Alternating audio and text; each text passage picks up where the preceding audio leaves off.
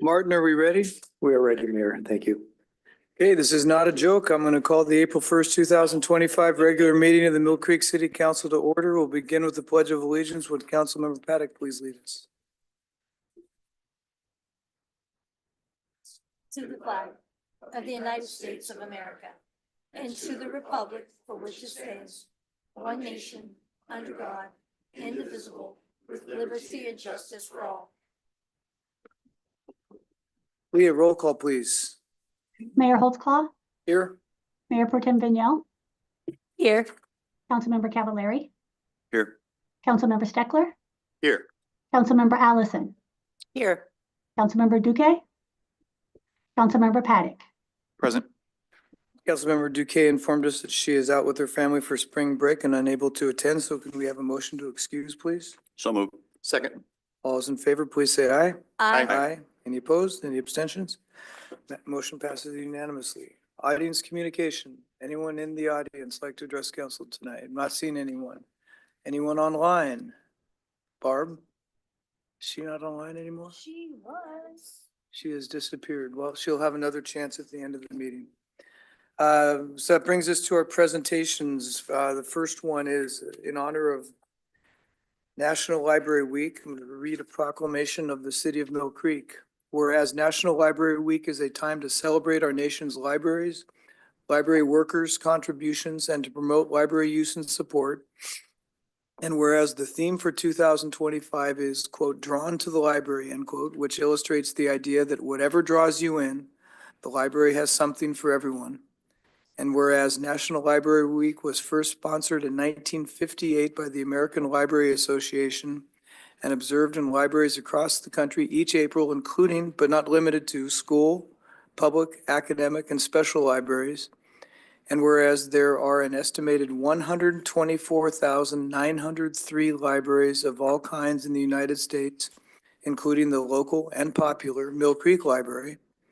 And whereas Mill Creek is part of Snow Isle Libraries, which was formed in 1962 as an inter-county library district that allowed the community libraries in the area to better serve the region, and which now has 23 libraries in operation.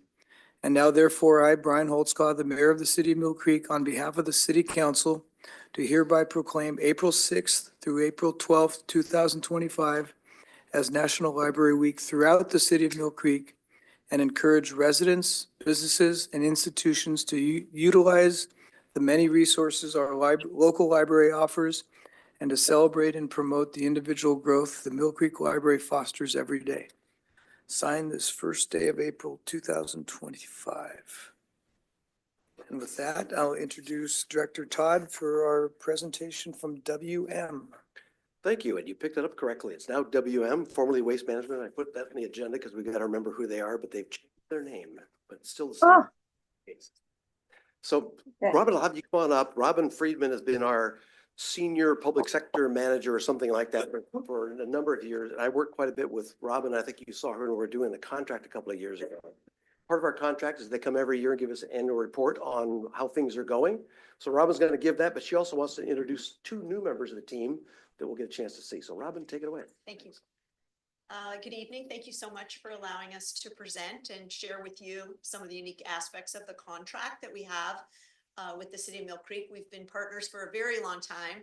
I've been at WM for 13 years. And I brought my colleagues along who are a little newer, but they're very involved in servicing the city of Mill Creek. So I'm going to let them take a slide and introduce themselves. We have a new contract manager who you'll get to know over the next few years, who will be working with Mike and some other city staff on implementing the contract. And my colleague, Stephen, who will also introduce himself. He is our manager of operations.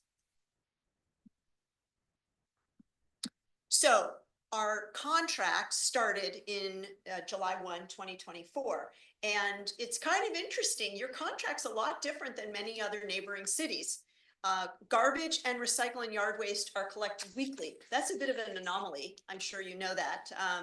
Lots of cities actually have recycling every other week. There's a discount rate for seniors. There's a contamination charge for contaminated materials that's found in the recycling or yard waste card. And if you have any questions about that, Rianne is a subject expert and she'll cover a little of that in her presentation. The recycling service and yard waste service for customers who don't want garbage is also an option in the contract. There's also on-call garbage collection. And we also provide no-charge services for 6 of your annual community events. And another thing that's new in this contract are our recycling events. Twice a year, we're going to partner either with the city or Kiwanis or other community groups to put together a recycling event where residents from the city can come and drop off their hard to recycle items. And Rianne will be working with city staff to make sure that everybody knows about it and that it's well publicized and well organized. And you'll be hearing more about that in the coming months. Just out of curiosity, there's 14,355 residents that are our customers. We have 5,081 customers that receive garbage services, 5,391 that receive recycling services, and 3,583 customers that have organics. I'm going to move the slide, and Stephen, if you would introduce yourself and please talk about operations in the city of Mill Creek. Thank you, and Rob. the North Sound Hauling Site. Yes. So good evening, Mayor and council members. My name is Steven Sobchak. I'm the district manager of our WM North Sound location based in Woodinville. As Robin said, I am newer to the North Sound operation. I joined this operation in June of last year. Prior to joining North Sound, I was the district manager of our Marysville and Skagit operation. And then before that, I was a part of the Waste Management Corporate Business Optimization team. I look forward to continuing the longstanding tradition and partnership that WM and Mill Creek has. As far as an operation update goes, we have 16 dedicated drivers en route to the city of Mill Creek. Of those 16 drivers, they bring 249 years of refuse collection experience. The most senior of that group has 32 years of WM specific experience. So a lot of knowledge, a lot of experience, and a lot of tenure comes with waste management. We have, as Robin mentioned, over 14,000 residential customers that we service weekly. We also have over 450 commercial customers that we service weekly. Recently, we went through a lot of inclement weather. Hopefully, knock on wood, we're past the winter season and we don't have any early spring freeze. But when it comes to kind of assessing what's going on with winter conditions, snow and ice, one of the biggest things that we do is ensure the safety of not only our drivers, but the community that we service. Myself and my team of managers, anytime we see that there might be some questionable weather on the horizon, we are up and at them early at about 1 o'clock in the morning, and we're driving the routes that we're servicing that day to see what the road conditions are like, see what the hill conditions are like. And what we're testing is just our traction, if we're able to make it up and down hills, and then stopping abilities to ensure that we're not going to slide into any car in front of us or into any home as we enter cul-de-sacs and try to maneuver through the area. If there is ever a time where we feel like we are slipping and we don't have the traction needed to service our customers safely, we will try to do a delay to see if sometimes the sun will come out and thaw the conditions for us. However, there were some times this is unfortunately where that did not happen and we weren't able to service, and we were able to collect things on a double load next week at no charge. As far as smart truck technology goes, we are always trying to advance the use of technology with WM. Smart Truck is actually a program of cameras, a system of cameras that we've put on our truck to eliminate distractions for our drivers instead of having to monitor some changing external conditions or changing conditions with bins and extra set out and cart placements. This is doing the work for the drivers, so that way the drivers can truly focus on safely driving, maneuvering the vehicles, and servicing the customer. With that, I will turn it back over to Robin. We're reading it. Let's go. Sorry. Do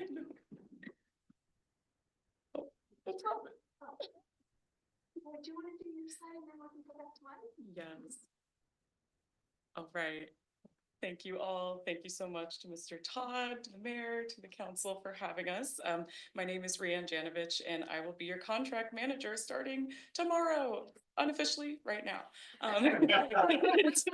It's a pleasure to be here.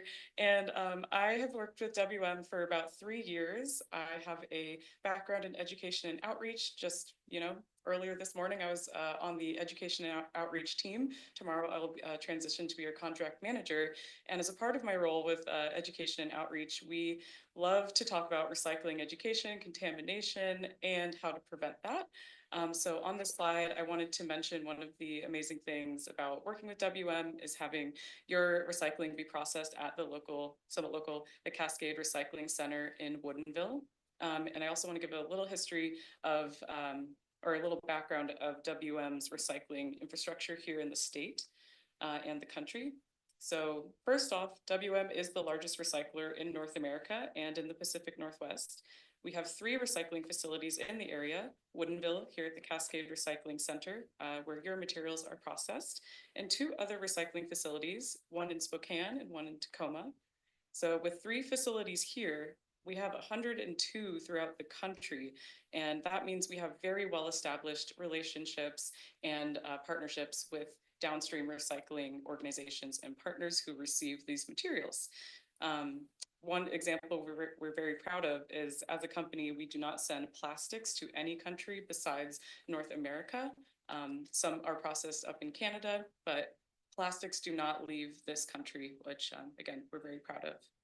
Another thing we're proud of is none of our material has ever been turned away, even through the China Sword Operation Act that some might be familiar with. Our materials are sorted and stored until they're able to be recycled. We're very proud of that, but also just the quality of the bales themselves. They've never been turned away. So we wanted all that to say is we are responsible stewards of the material that we collect in your community, and we take pride in doing the right thing the right way. If an item is not recyclable, we ensure it goes to the local landfill. And again, that's a part of doing the right thing the right way, and it's how we live our commitments and values every day. So on the slide for the Cascade Recycling Center, we're highlighting information about where Milk Creek Recycling goes. And this recycling center had major upgrades in 2023 to equip it with state-of-the-art recycling technology, which means that we can process more material more quickly with these incredible machines. One of those machines are our optical sorters. They act like human eyeballs, and they sort and analyze up to 600 pieces of material every minute as it passes through yes, per minute. I was like thinking per second. No, it is per minute as they pass through the conveyor belt screen. So it's really amazing to see in action. We would love to invite the community of Milk Creek to join us for our recycling tours. We have a virtual schedule and an in-person schedule online on the website that Robin will talk about on the next slide. And you can always see our tours. And we also would love to invite the council to come see our tours. I'd love to guide you through it in person. So you can connect with me tomorrow to set something up in the future if you're interested. And I believe the last thing I want to share is the Cascade Recycling Center sorts and bales tin, scrap metal, aluminum cans, paper and cardboard, glass jars and bottles, and plastic bottles, jugs, and tubs to be made into new products. So we look forward to working with you in 2025 to keep up the amazing recycling that you're doing. And yeah, it's a pleasure to meet you.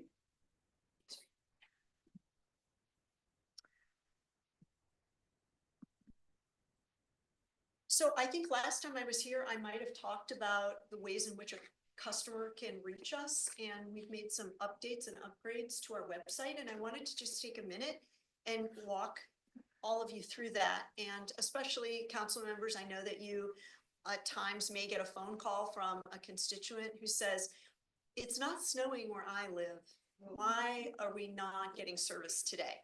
And I wanted to show you the website so that you could really help customers know that they can get up to the minute information by going to the website We also have a couple documents that we usually send on an annual basis that you can keep on your desktop, so that if a constituent does reach out to you, you can send them a quick email on why we're not servicing that day, what does recovery look like, what materials can you put out, and how you can put them out. And Rianne will follow up with that on her first date tomorrow. But this is our website for the city of Mill Creek. Per the contract, we have a website dedicated to the city of Mill Creek. I'm going to go in a clockwise direction. So in the upper right-hand corner, you will see service alerts. So as Stephen said, at about 1 o'clock in the morning, he and his team really make decisions based on what they're seeing. And that could be made at 2 a.m., it could be made at 4 a.m., at 6 a.m. So by approximately 8 a.m., we have posted a message for City of Mill Creek residents that we're running late, or we're running on time, or we're not running at all. And all residents need to do is tap on that button, service alerts, and they'll see City of Mill Creek residents, and it will come up and it will share information about whether or not we're running. That gets updated at the end of the day, so residents know, are they coming tomorrow? Are they still coming? So that is our customers' go-to place for the fastest information. And when I post that, I'm also talking to city staff, letting them know, and I think Mike activates some of his internal channels. We also provide for an out dial if we're not going to service that day. And if customers have an account on a mobile app, or they have an account how they pay their bills, that information is flowing through those type of tools also. So if a customer wants to talk to us and maybe ask a question about a missed recycling, or can I put extras out, or can I have a new cart because the wheel fell off? There are lots of ways to reach out to us. You don't have to pick up the phone. You can work with an automated virtual assistant. We all know that as a chat bot. And I have to say, I have practiced on this, and I have found that you actually can get stuff done, and it must be because AI is getting super smart. You can use the phone, as I mentioned. We have hours Monday through Friday, as well as Saturday. You can also email us.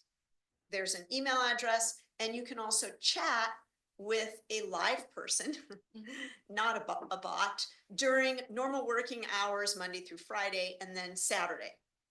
And then we'd like to encourage residents to download the app or have a WM account to pay their bills, to request services, or even look and see what their pickup is, and if there's an inclement weather, what's going on in their city.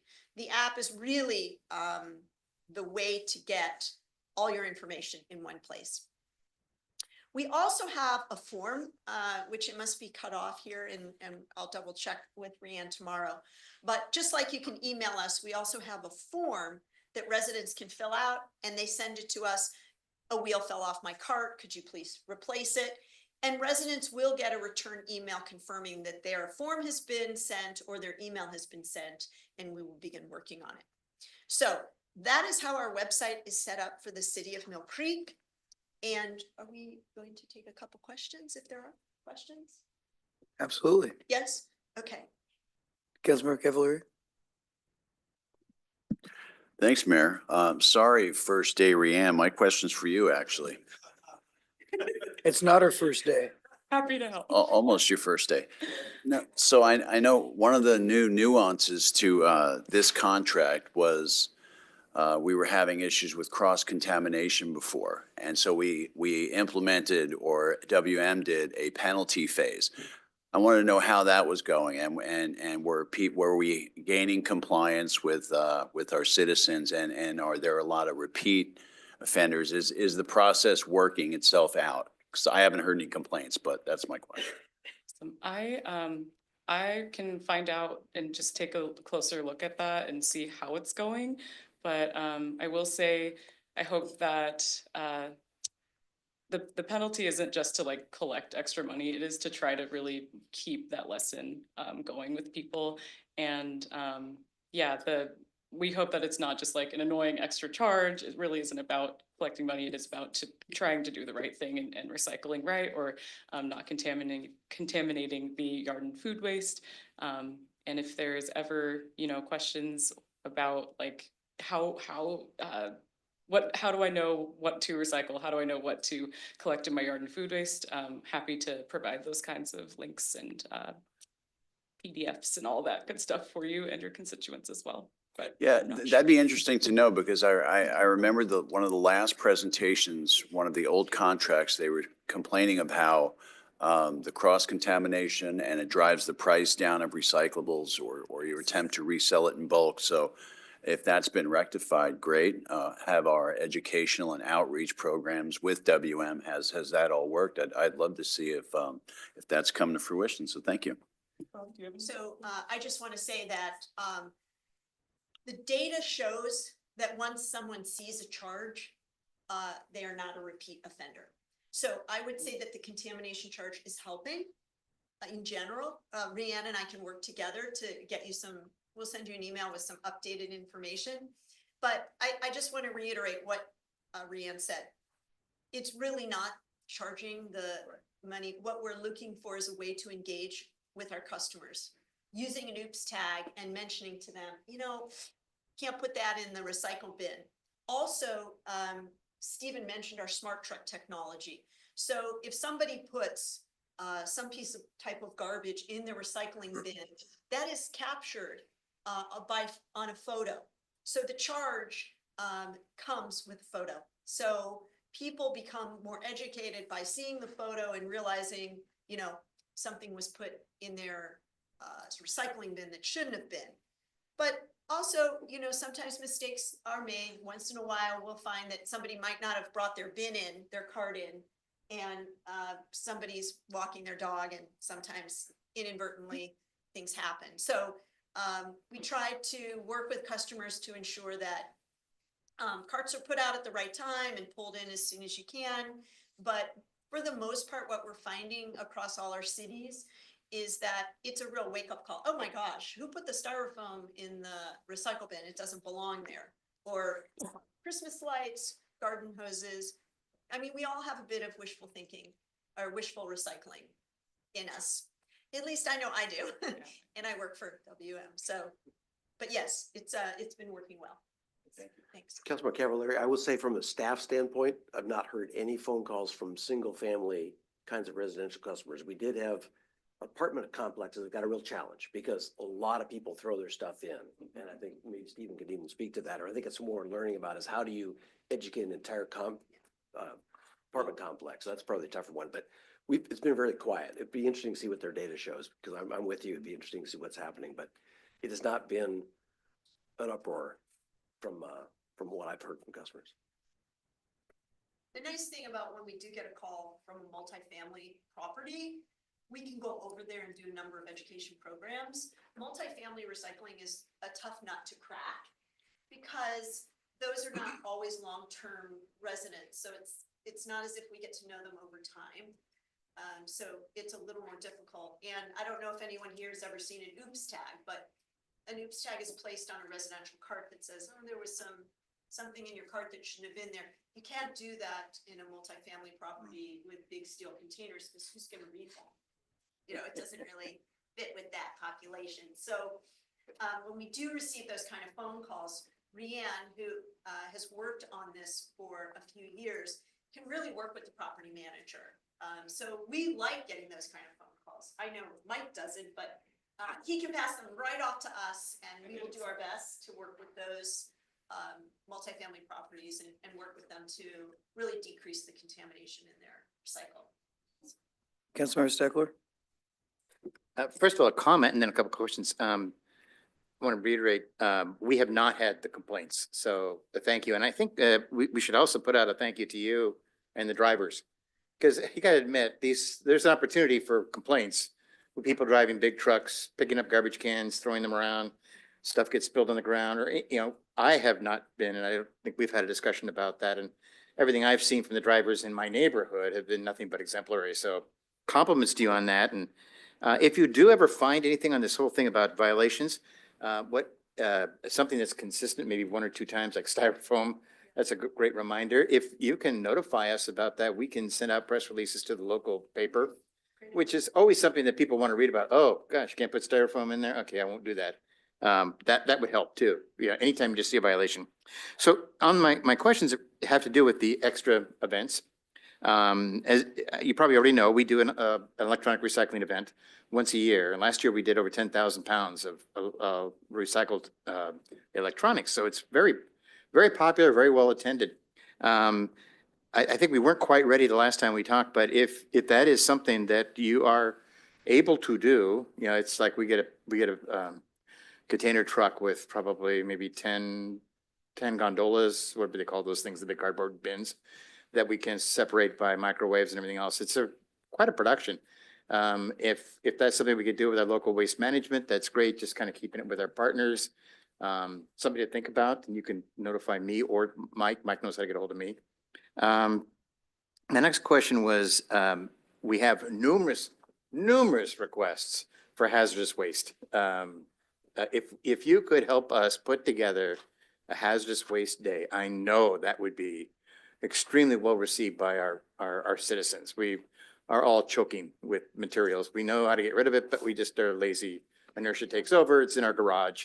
But if it could take it down to City Hall and could find a way to safely get rid of it, you know, and I bet you prefer that going into the garbage can in a black plastic bag so nobody can see what's going in there, type of thing. So anything you did to help us with hazardous waste would be met with open arms, grateful arms.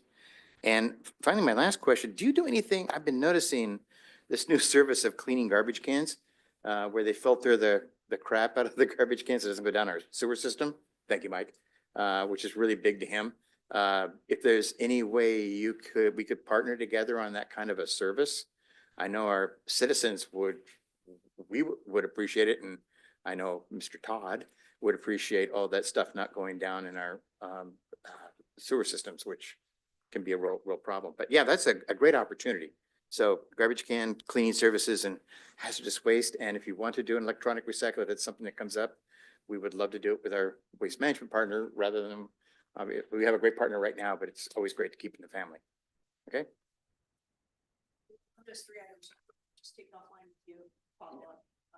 Contract. I will say though, I just want to say something about the garbage carts cleaning.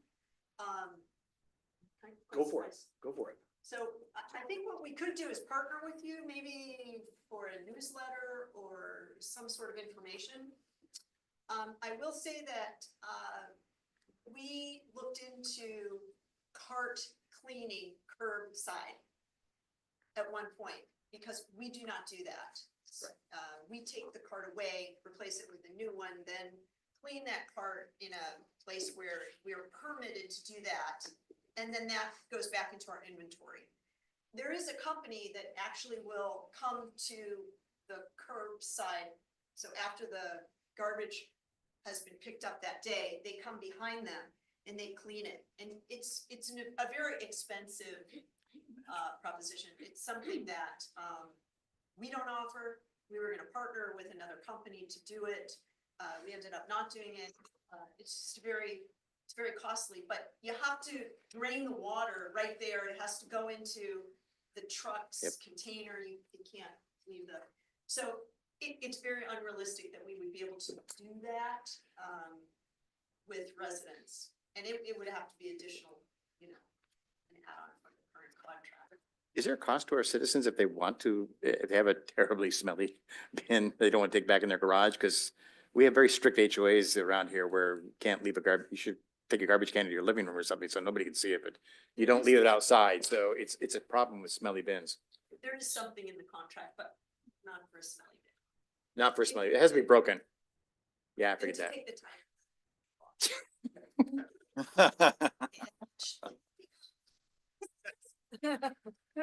Councilmember Paddock? But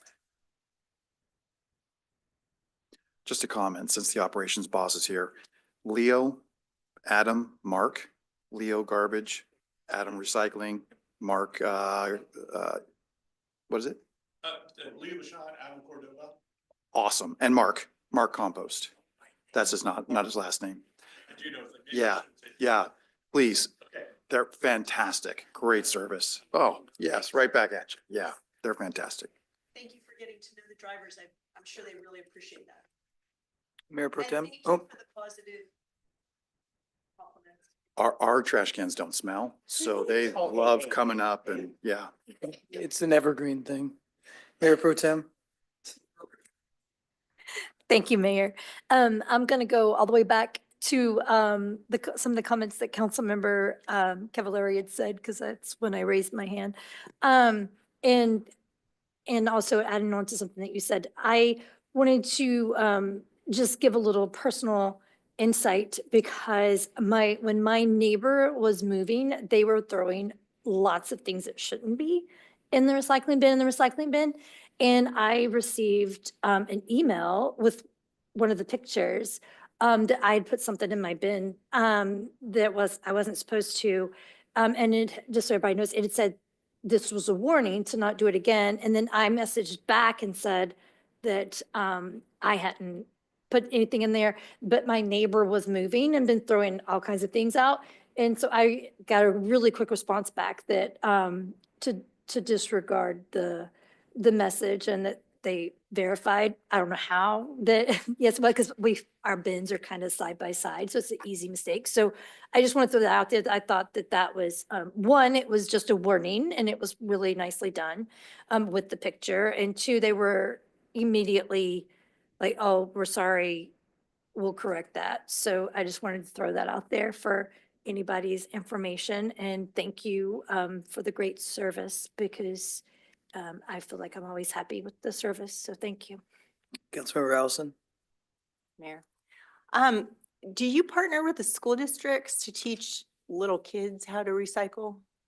Yes, not in the city of Mill Creek, but we do have a number of programs in surrounding areas where we partner with a organization and there's a lot of education that we do it's K through 5, our RSA program.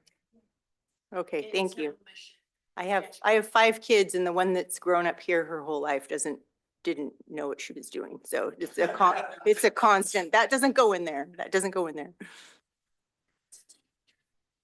No, it's been her whole life. Shocked what my children, I mean, I work for WM. I'm shocked what they'll. I'm shocked that they put that in the recycle and what they put in the garbage. Yeah. I kind of thought it was age, but I guess not. Any other question?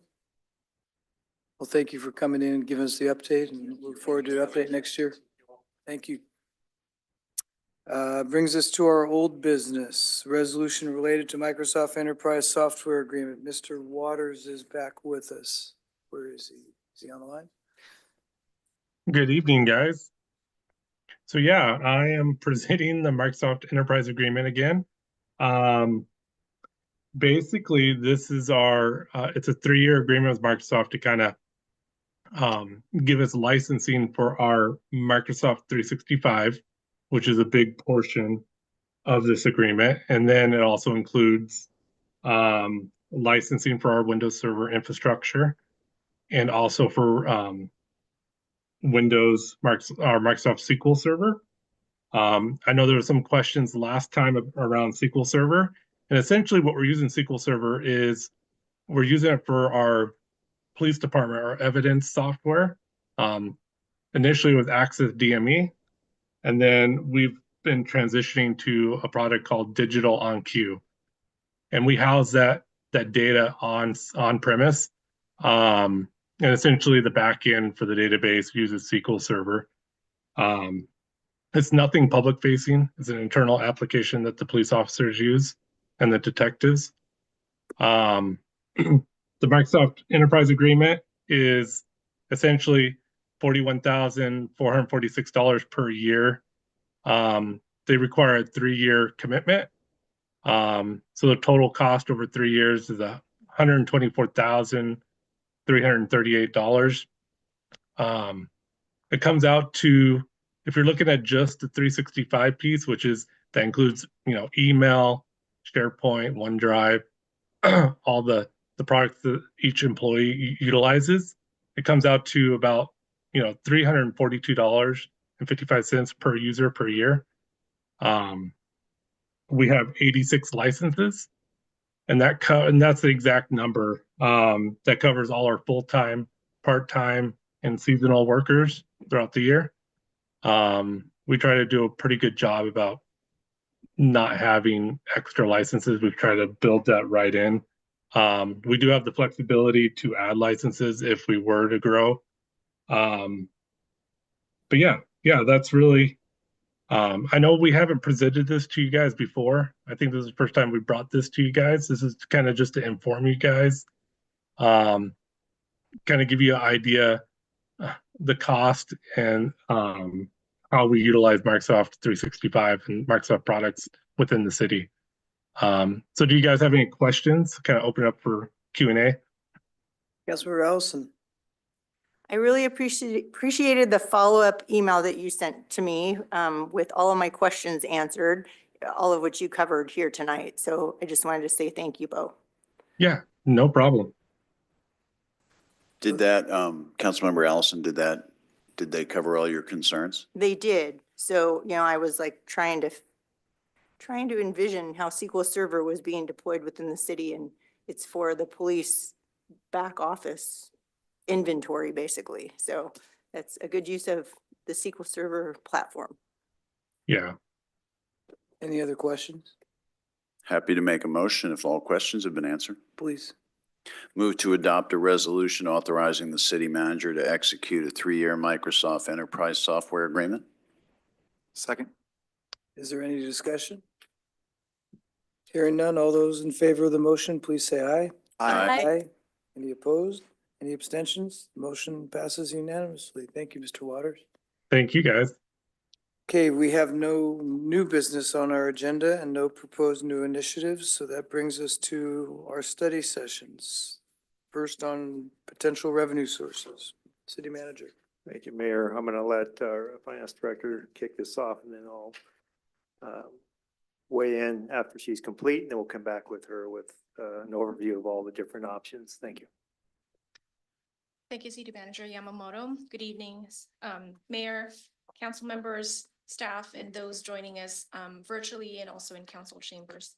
It's a pleasure to be here tonight to do the overview of the various revenue options. And just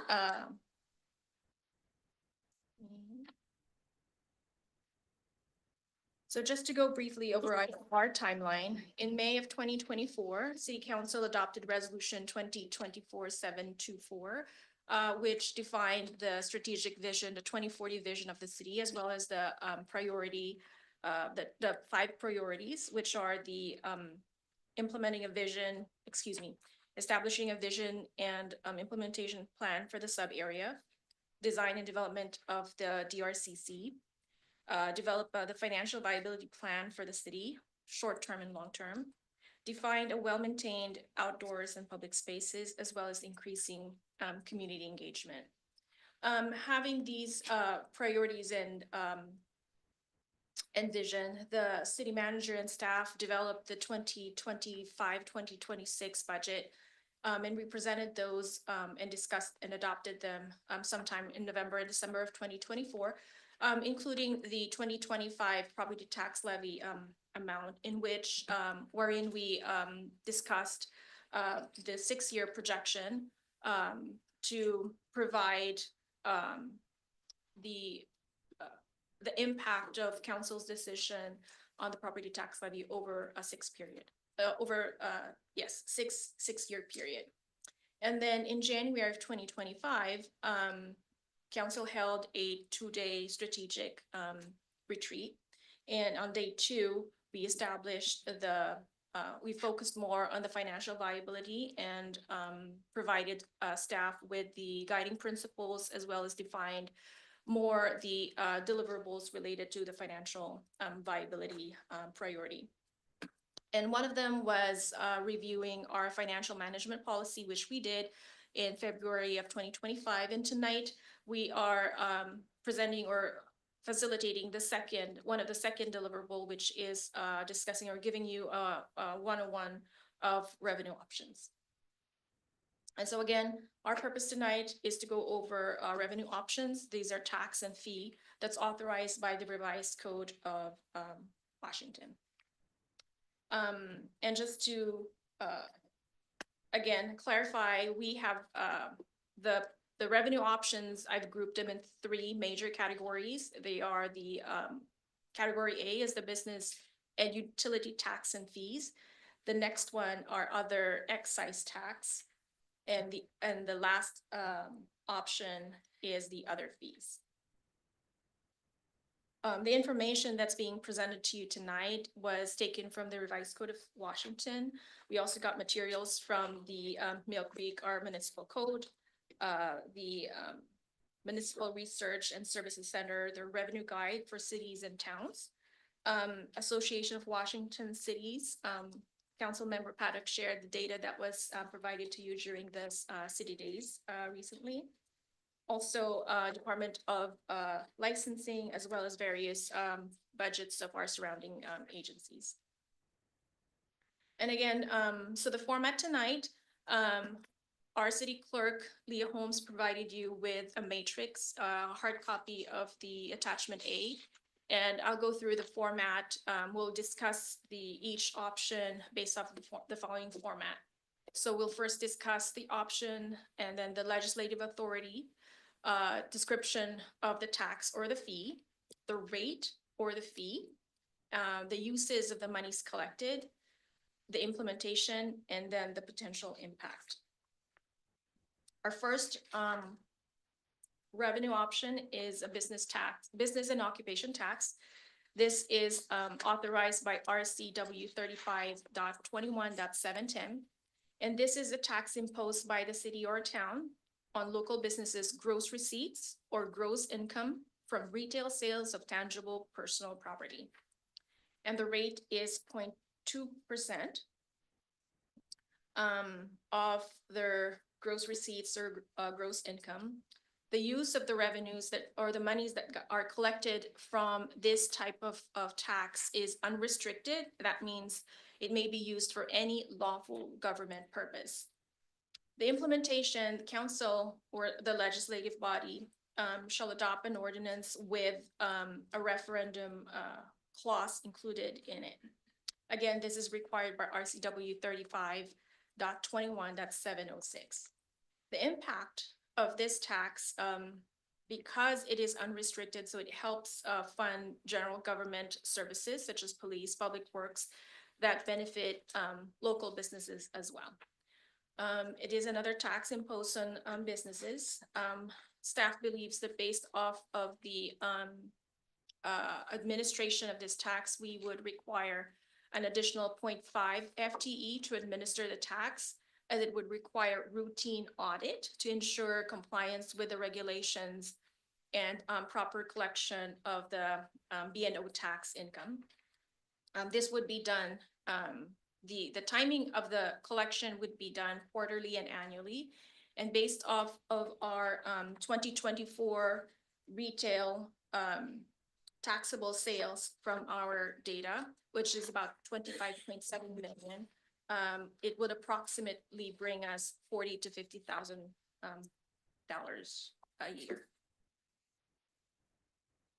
Yes. Is that after the FTE or net of the half FTE, or is it? It's gross.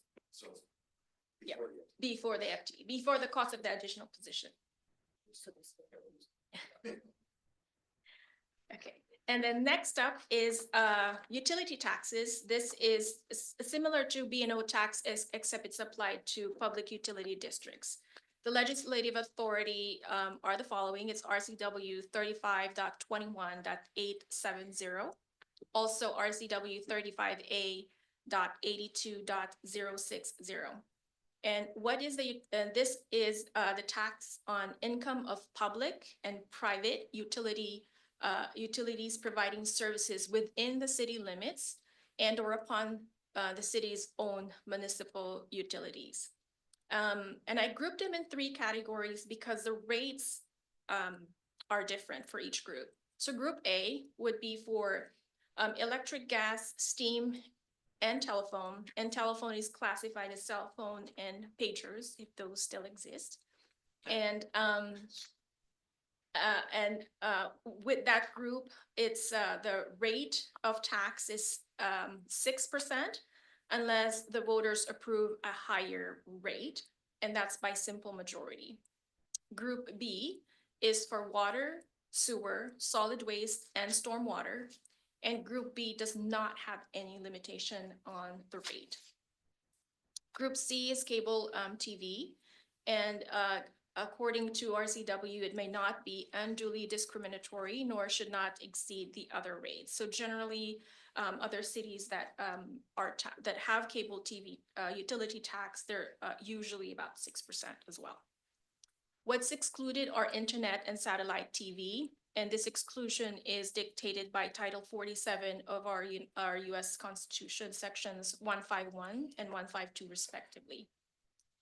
The uses of the utility taxes, these revenues are all unrestricted and may be used for any lawful government purpose. However, if the utility tax increase by ballot measure provides for a specific purpose for that extra revenue, then the extra revenues would be restricted for that purpose only. The implementation of a utility tax is similar to the B&O tax. It's by ordinance, imposing or increasing the rate, but it would reference or include a referendum procedure. Quick question. Yes, The Councilman. exclusion of internet and satellite TV per the Constitution, just educate me, why again is that? That we can't, It's, The- hey, this is Grant. I thought I'd just jump in. I'm sorry, but it's statutory. It's by statute, federal statute. it's a federal statute that we cannot tax internet and satellite TV, but we can on cable TV? Correct. There's a fixed number. There's a fixed number we already get. Oh, okay. Okay, thank you. For the impact, the timing of the utility taxes are generally monthly. And it would be approximately the tax rate per capita, and I'll show you my calculation in the next slide, is about $73 to $120 per capita, or that's about 1.6 million to 2.6 million per year.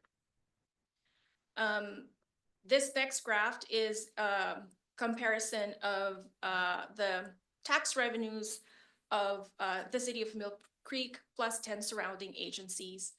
So the city of Mill Creek is the first one, and then 10 other agencies are on the right side. And these data or this financial or the tax revenues are representative of their 2025 budget. The green highlighted line is their utility taxes. And to come up with the per capita, I used the April 2024 Office of Financial Management population estimate, and it's this line right here. And I would take the utility revenue, divide that by their population. The utility per capita is on this second or third green line right here. And so what I did was I took the lowest one, which is $73. And that's with City of Woodinville, but they're a lot lower. They're almost like half our size. But they have the following utility tax rates. So the utility tax rate at the bottom of the graph or the bottom of the table are taken from the AWC data. These are respondents of the survey that they took in 2024. And so City of Woodinville with a $73 per capita utility tax, they are taxing gas and electricity at 2%, telephone and water at 4%. And the highest one that I took was, I believe it's City of Mukilteo, which is about 120 right here. So the City of Mukilteo is our closest in terms of our population, and they are taxing 6% across the board, including stormwater, except water and sewer. And they are getting about 2.6 million from utilities. And so my calculation, if the city of Mill Creek decides to implement such revenue, our range would be about this 73 to 120 per capita. And that would bring in about 1.6 million to 2.6 million per year. The next option is the brokered natural gas use tax. And this is authorized by RCW 82.14.230. And this is use tax imposed to consumers of brokered natural gas not otherwise subject to utility tax. It includes natural, compressed natural, or liquefied gas used for transportation fuel. The rate would be the same rate as the utility tax on natural gas, which is about 6%. It is also unrestricted and may be used for any lawful government purpose.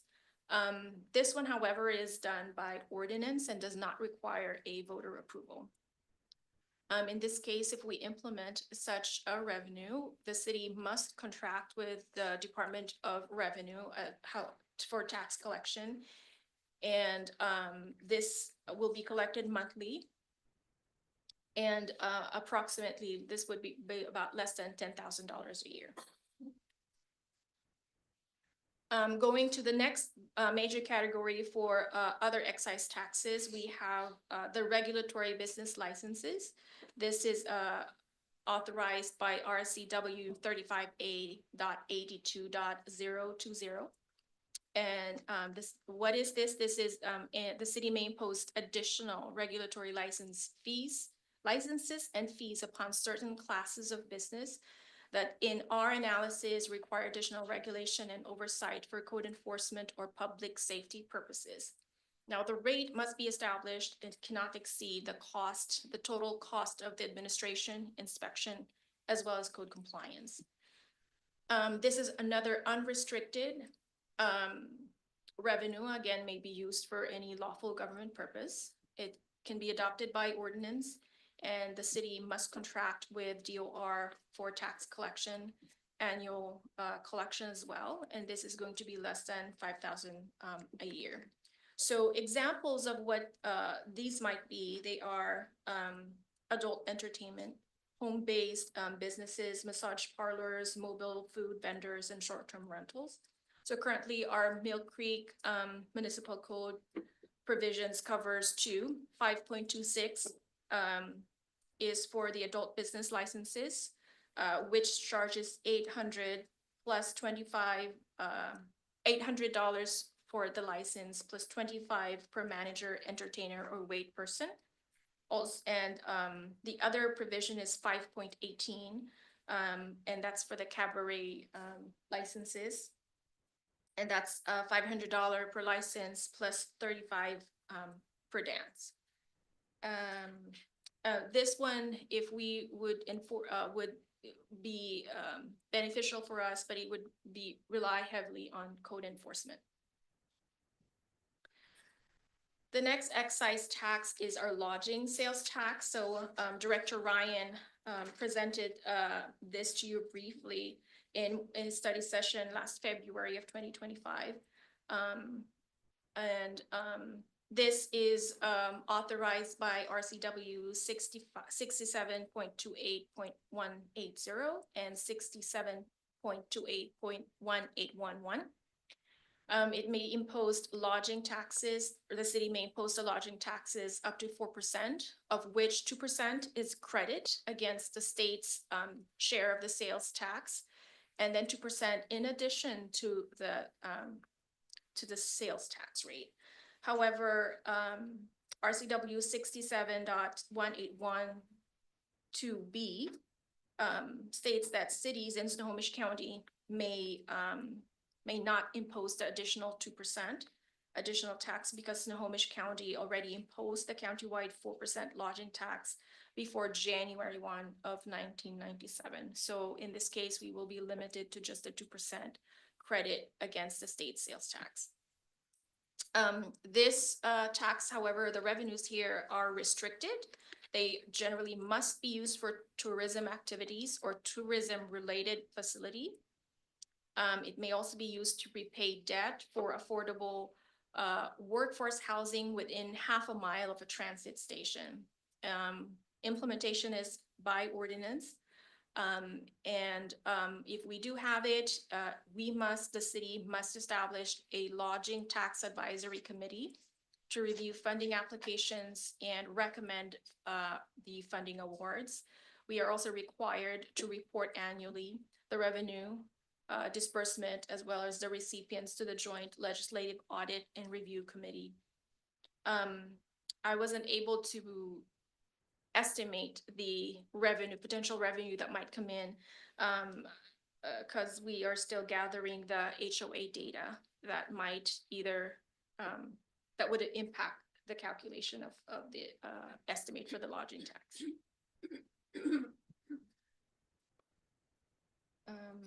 The other one is the admission tax. Again, this is by Legislative Authority RCW 35.21.280.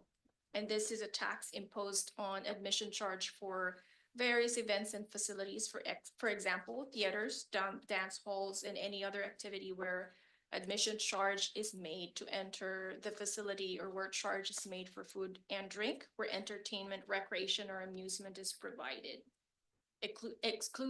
This excludes any elementary or secondary school activity and public facility district if the revenues will not be used for the public facility district. The rate is up to 5% of the gross receipts. The admissions tax, any revenues we get here will be unrestricted unless it's levied upon activities at a public facility district, in which case the revenue must be used for construction, maintenance and operation, repair, replacement, and enhancement of said public facility district. This is implemented by ordinance and does not require voter approval. The collection and audit must be performed by the city, and this would be approximately less than $10,000 a year. The next item is gambling tax authorized by RCW 9.46.110. This is tax on gambling activities. The rate are different among the activity. Amusement games, not to exceed 2% of net receipts. Bingo, 5% of net receipts. Punch boards and pull tabs by nonprofit is 10% of receipts. Punch boards and pull tabs by commercial operator is 5% of gross receipts or 10% of net receipts. Raffles, 5% of net receipts. Social card games, 20% of gross receipts. The revenues are restricted. In this case, they may only be used for public safety. Implementation by ordinance and does not require voter approval. It must be regulated. It is regulated and licensed by the Washington State Gambling Commission per RCW 9.46.070. And the cities, so we have limited power over what we can tax. And this would bring approximately less than $5,000 a year. Our municipal code has a gambling provision in there. It's 5.24, but the taxation is very, very limited. It's only taxing the punch boards and pull tabs at 5% of gross receipts. The last one that the last revenue option that I have is the Transportation Benefit District vehicle license fees. This is authorized by RCW 82.80.140. This is a vehicle fee that's charged to all vehicles except campers, farm vehicles, mopeds, off-road and non-highway vehicles, private use, single axle trailers, snowmobiles, vehicles registered under RCW 46.87 under proportional registration. These are the fleet vehicles, the rental company fleet vehicles. And the rate can be up to $50,000, or excuse me, that's too much. It's $50 annually. which is non-voted, and that's per vehicle. Anything over 50 up to 100 is a voted rate. The use, it is restricted for specified transportation improvement projects, construction and maintenance operations of improvements ranging from roads, transit service to sidewalks, and transportation demand management. Implementation, the city has to form a benefit district under RCW 36.73, and that district is the one that would authorize the ordinance to charge the $50 per fee or vehicle fee. And then also the district is the one who will have to go and get if they decide to go above that 50, will have to propose the fee to the voters. Vehicles owner pay for the cost of the maintenance and improvements of streets. Approximately, if we do this, it's about 294,000 to 736 per year based on 14,730 registered vehicles. On this next table, this is also in your attachments. This shows you, this is supposed to say not Granite Falls. I think, oh yeah, Granite Falls has it, but City of Mill Creek, of course, we don't have it. And the other cities are also charging it. The first line are the rate of the vehicle fee that they're charging, the 2025 budget that they have published, and then the number of vehicles that that's on the open data for the DOR website. And so that's how we extrapolated that estimate for the city of Mill Creek. That concludes my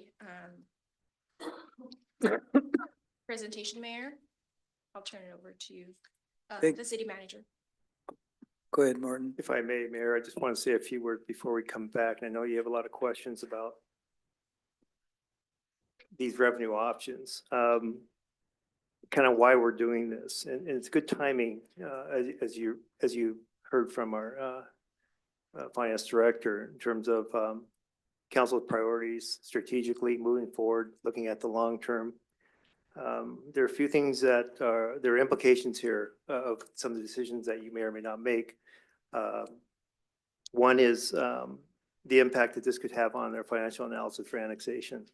As we bring the consultant forward to perform that financial analysis, the projections, revenue projections in that could be impacted by any decisions that you make in the coming weeks as it relates to this. The second is, like I mentioned about the work planning, and we have a lot of detail now regarding things that deferred maintenance. We keep talking about deferred maintenance, but there's a lot more that I am aware of that or Deputy City Manager and myself will have to, and Public Works Director will have to prioritize to determine what we will handle this year, and what whether it be self-perform or hire out for. This could impact the cost structure this year, more or maybe less, depending on kind of what we find. So that should be coming too in the coming weeks or month or two or so. But I haven't figured out kind of when we're going to do that. But we're just getting those work plans. Third thing is, uncertainty in the economy. We keep Director of Community Development Planning mentioned potential increase in costs in timber and steel. We don't know what the tariffs were going to do to us, and that could be a significant impact too in our costs. So we'll keep monitoring these as we move forward. Budget discussions will again start for the mid-buy in June. At that time, we'll start kind of better giving a forecast of kind of where we actually will be. I know we projected 25 and 26 and 27 and 8. Of course, it's always a dynamic process, and there's a lot of things that impact as things change as we move forward. She alluded to the discussions we had last year in 2024 in terms of the gap we need to fill. As you know, we have another 1.5 million to fill in 2026. In the forecast we provided you for 27 and 28. also reveals that potential deficit that we have to be cognizant of as we make these decisions regarding these big needle movers here. Think about not just the dollars, but also, these are also important tools that we can use moving forward. I guarantee that this is not going to be the last discussion that council and staff will have with regards to budget challenges moving forward, and revenue is correlated with growth. It's not our spend. We don't have a spending problem. We have a revenue problem. And that's what's tied to growth moving forward in the long term. Cost cutting can never happen during a growth period.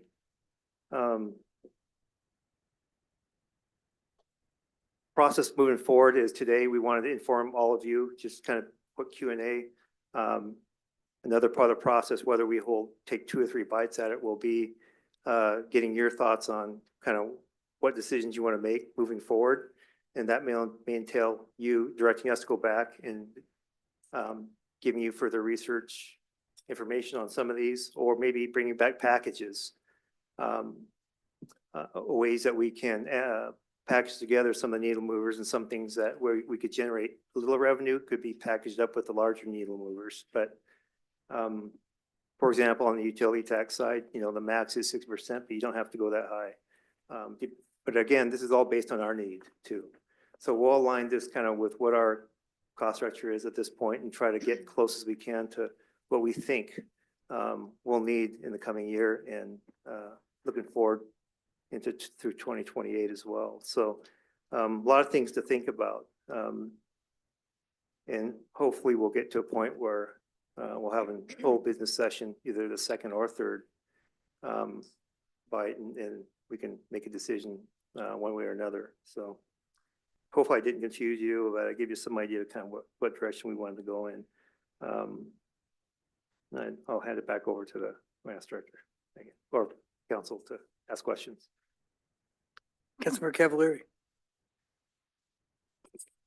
Thanks, Mayor. I have a lot of questions and I have a lot of comments. But I'll start with the last, because that's where you finished up with the Transportation Benefit District. If we're kicking the tires on benefit districts, does this dovetail back to the other proposed districts that I brought up, metropolitan park districts? And is that part of the equation? Because I don't see any of that here.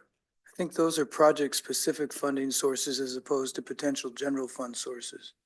I think that's the distinction. Those could be options for something at DRCC but it's not really this is more focused on general fund revenue sources. Well, depending how it's crafted, there are regional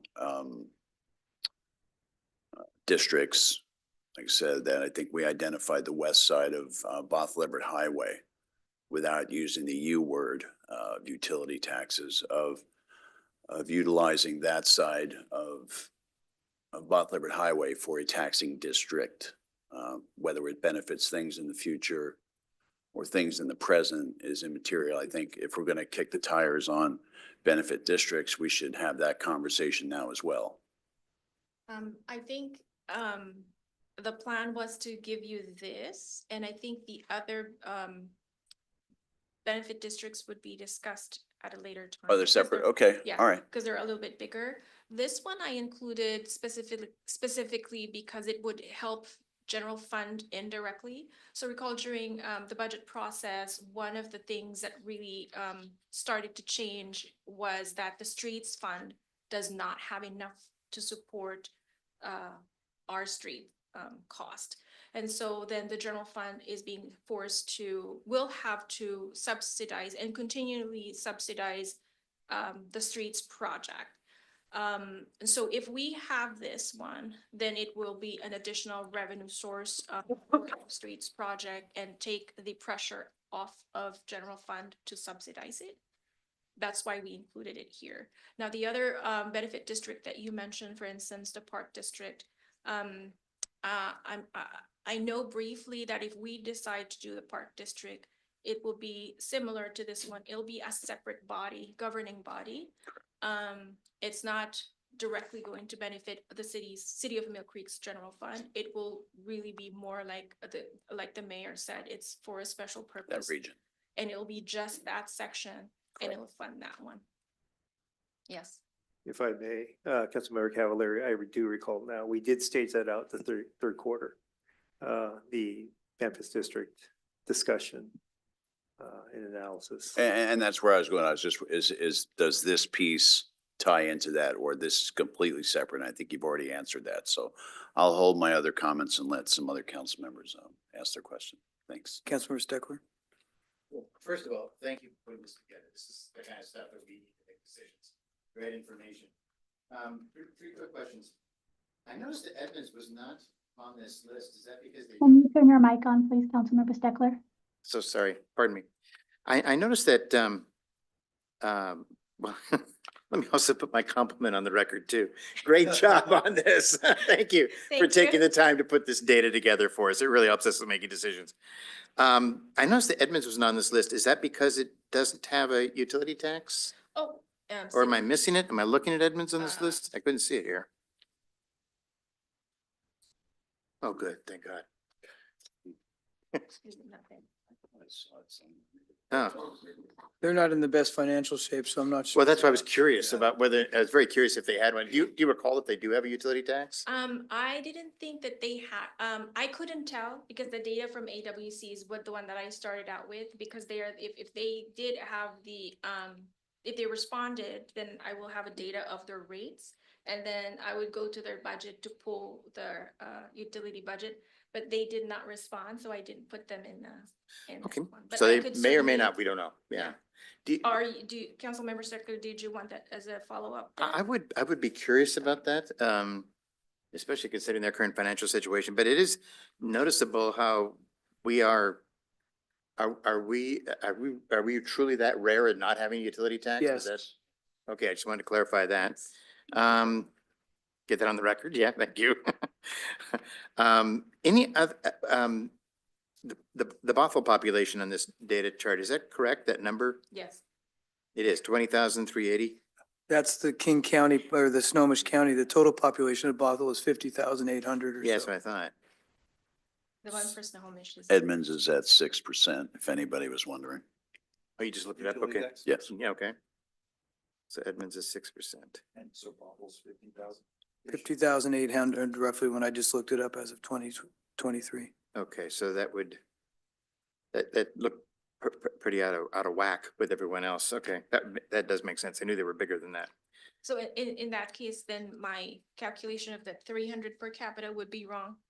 Correct. So Yeah, half of that yeah, or yeah. less, a little less than half, yeah. Apologies for that. Oh, that's all right. Ermina, with your attachment B is very helpful. I would like to see added, I don't know if anyone else would like to see added, the breakdown by city of the percentage of the property tax category. Because I think this is an important part of our conversation. I just did some numbers during the presentation. The property tax is the most stable for the city revenue source because it's not affected by the assessed valuation. The assessed valuation affects everyone pieces of the pie, but the amount we collect is fixed. The next most stable is a utility tax. During downturns in the economy, people aren't cutting the natural gas or electricity, their phones, their cell phones, or water, sewer, they're keeping all those basic services. The most sensitive to economic fluctuations is sales tax. And it's interesting, look at cities comparable to us, we're 46% property tax and 46.3% sales tax. Pretty evenly balanced with 0% utility tax. Mukilteo, almost exactly our size, 46% property tax, but only 32% sales tax. Because 19.6% is utility tax. So we are, along with Mukilteo, the next highest percentage of property tax is Bothell at 38%, and all the others are in the 20s. So I think to me, it's very enlightening looking at how the structure of their budgets, how they're broken down between the three. The utility tax ranges from 0 for us to 15.9% for Snohomish, 22.7% Lake Stevens, 19.6% for Mukilteo, Woodinville is an outlier, 6.9%, but then Monroe, Montlake Terrace, and Bothell are all 17 to 29% of their budgets is based on utility tax. That I don't know. I thought we can't run deficits because by state law, we have to have a balanced budget. But anyway, and the sales tax revenues were on the higher end at 46%. I was surprised Snohomish is at 67%, and of course, Linwood is at 70, almost 72%. But anyway, I found this chart extremely helpful, the way the various cities are broken down by their, looking at those three categories primarily. So thank you for providing that. I think it helps the discussion. Can I add to something on the chart? Yeah. Yeah. I think, I don't want to rely on my math, but I just did a quick calculation as well. It looks like from a property tax perspective, we're 7 out of 11. Number 7 out of 11 as far as the property tax per household, or however you counted that up. It'd be interesting to go back and confirm if that's the case, because if we're kind of on the lower side on property tax and don't have a utility tax, it's kind of like we're kind of we're on the low side of tax period as far as what this body is in charge of, if you will, for the population. But I would like to have that confirmed and not just what I did on my Etch-a-Sketch here. Mayor and Councilmember Paddock, may I just clarify, you wanted me to add the per capita or just the percentage mix of the tax revenues for each city? I was suggesting just the percentage. That was what my comment was. If others would find it helpful to see on the chart per capita, if others were interested in seeing that, I would too. So both? Per capita would be good, yeah. Per capita for property taxes or for each category? I mean, it's yeah. I'll do both. Okay. Thank you. Yeah. Other questions, comments? Councilmember Cavalieri? Thanks, Mayor. I think looking at this, there's really only 2 that would potentially apply to the city of Mill Creek of any relevance or significance, and that's the vehicle tax, which with Sound Transit, we already pay some of the highest rates for registration as it is. And the other is utility tax. And on this sheet here, I got to tell you, I was really proud to be the only city with an empty line going right through it. I think that's pretty damn impressive. And we are frugal, and we do our due diligence with making sure that we're good stewards of the taxpayer money. And I think there's a potential for having that conversation, but it has to also come with, in my opinion, it has to also come with some sort of cuts, some sort of reductions in spending. And I would, not trying to quabble with the city manager's assessment that we don't have a spending problem. If we're spending more than we're taking in, that indicates spending, we'll call it a spending issue. So to me, those are the only 2 that are really on the table that would apply. Anything else is, we don't have hotels to tax. We don't have any casinos to reap the benefits from or anything like that. So I appreciate the tutorial and really going through and with a fine tooth comb, because there's a lot that I didn't know, and I know B&O taxes are business killers. So yeah, thank you so much for presenting this, and it's opened my eyes, and I'm certainly open to having conversations, but there has to be a parallel universe with those conversations. Thanks. Councilmember Steckler? I did have one third question then. This answers our question about taxes. Thank you. But are you going to be coming back to us with some additional information about analysis from other revenue streams that cities can get from services that they charge for, or other opportunities that we may not have thought of? That was the other part of the revenue analysis that I was hoping for, was not just tax revenue at cities, but other revenue streams that other cities get from recreational programs or other purchases, ownerships, issues, that type of thing.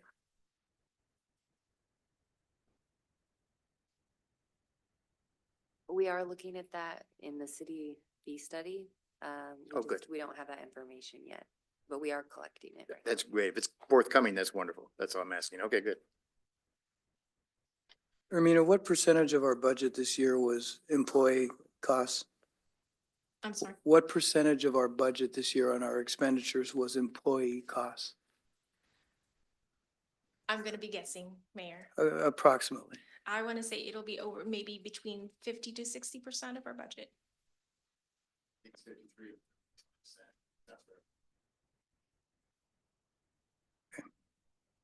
Councilmember Paddock? If there's a source that's available for this, like AWC or ChatGPT, the other AWC, I think it would help us if we knew if there was any sort of unintended consequences or impacts, because I think we have the impacts here on the city as far as the staff and whatnot of these different levers. If there's anything that we would learn from the impact a property tax has versus the B&O tax, I agree with what was said before, tends to be pretty hard on business versus utility tax. Is there any disparate impact? Homeowners are impacted more than renters, renters are impacted more than homeowners, just so that we can have a full understanding of what each of these we're deciding on. I think the ones that I picked are, so it would appear as if we are really trying to tax business and occupation, right? More on the business. But as you know, when it's business, they could always pass it on to the final users or final consumers. So even though the intent of utility taxes is really, MRSC really did say it is confusing to some owners because when you get your bill, and I did check, I asked utility bills from cities of Linwood and Mountain Lake Terrace, and on their utility bills, it does say that the consumer is the one paying for the utility tax. But really it's intended for the businesses that are collecting those to be paying their fair share of the city's cost of providing services to the community. So in this case, to answer your question, Councilmember Paddock, in a roundabout way, the impact really is always to the end consumers at this point. But it would also be businesses, because if the business is the one also, like if they are paying their own electricity or water, Sure. so they would be charged for it. So it's fairly evenly distributed. Well, Yes, I'll say it this way, all consumers in this case, yes. copy. Okay. And also because if we are especially taxing the ones that are using telephones or water, then we're now not on the landlord, but Mhm. also down to people that are really living in the city of Mill Creek or residents, right? And I think it's more equitable, especially for the vehicle fees, because it doesn't matter what vehicle you have, so long as it's not in the exempt category. So for instance, right now, as you know, that's why the motor vehicle fuel taxes that we're getting are not as much as we get, because people have shifted to electric vehicles or hybrid vehicles, so they're not buying as much gas. But in this case, we are they now are going to be one of those people that will pay into us to help us maintain the streets, because they use the streets the same as any other cars. And so I think it's a way of making us all equitable in paying for the services that we get for the streets and the sidewalks. That's helpful. Thank you. Did I recall that we had some discussion about information being available about how much is the property tax is passed on from multifamily property owners to the tenants? I do remember some conversation about that with this group. Yep. Because there's some discussion about, I brought up the point, the utility tax. It does double tax to some extent the property owners, but it also gets to the tenants. We have a large percentage of our city that's apartments.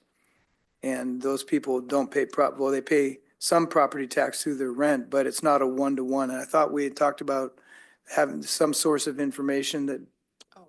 tells us how much of that property, what percentage of property tax a tenant pays compared to a property owner.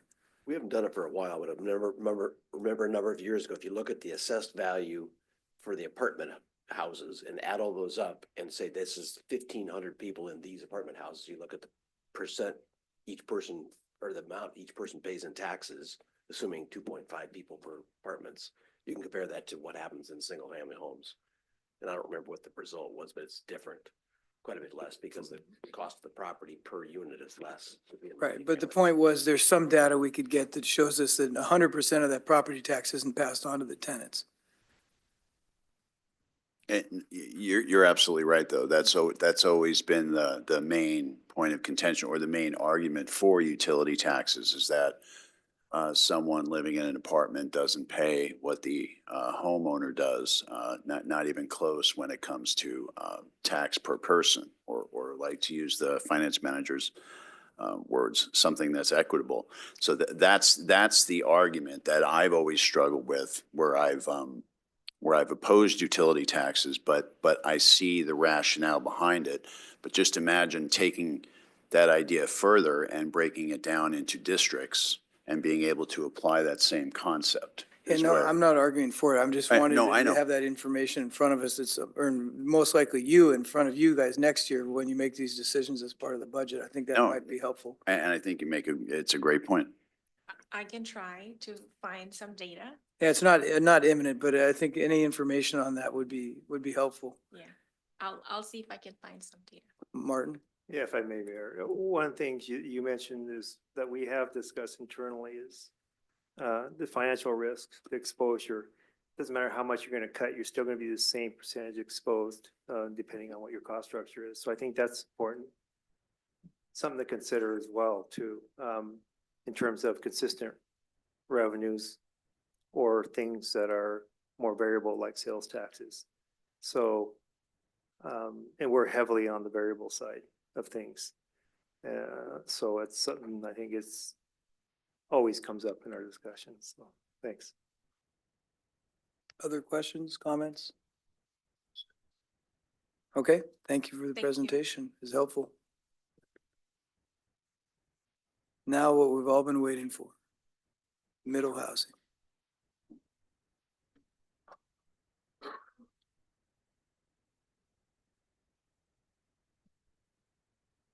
Okay. Well, good evening, council, mayor, mayor pro tem, council members, everyone. Director Ryan here, community development and planning. We are in the thick of it with getting in compliance with the GMA and with getting this middle housing compliance package passed through. I'm joined here today with the eminently talented Justin Horn, our planner, who has been working hard on doing this state implementation in-house. So for the purpose of the study session, we are looking, our goal here is to understanding statutory requirements for middle housing and review proposed code amendments. We're going to be talking about what is middle housing, the definition proposed in the RCW, what is the legislation, what are the amendments. We also, this has kind of come up before, but like, well, what is this even going to look like? You know, what is this? How is this really going to impact our neighborhoods? We went ahead and put together some slides that kind of review just some theoretical build outs, and then detailing next steps. And then finally, if there's any questions, we'll be happy to answer them. So middle housing definition and legislation. According to the RCWs, middle housing is this long definition.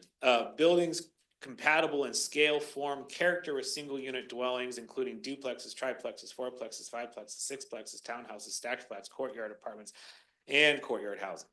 About 1 in 5 homes in Mill Creek is middle housing stock. Nature's Landing, North Point, the Masters, Amberley, there's just 4 different neighborhoods within our community that are examples of middle housing.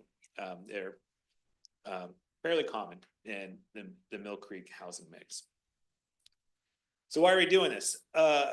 In 2023, a series of laws were passed, HB 1110, 1337, 5258. 1110 required that cities increase middle housing in areas traditionally dedicated to single family housing. Bless you. There, 1337 expanded housing options by easing barriers to the construction of accessory dwelling units. And 5258 increased supply through townhomes and trying to encourage homeownership opportunities. Specifically, 1110 says that we have to allow at least 2 dwelling units per lot.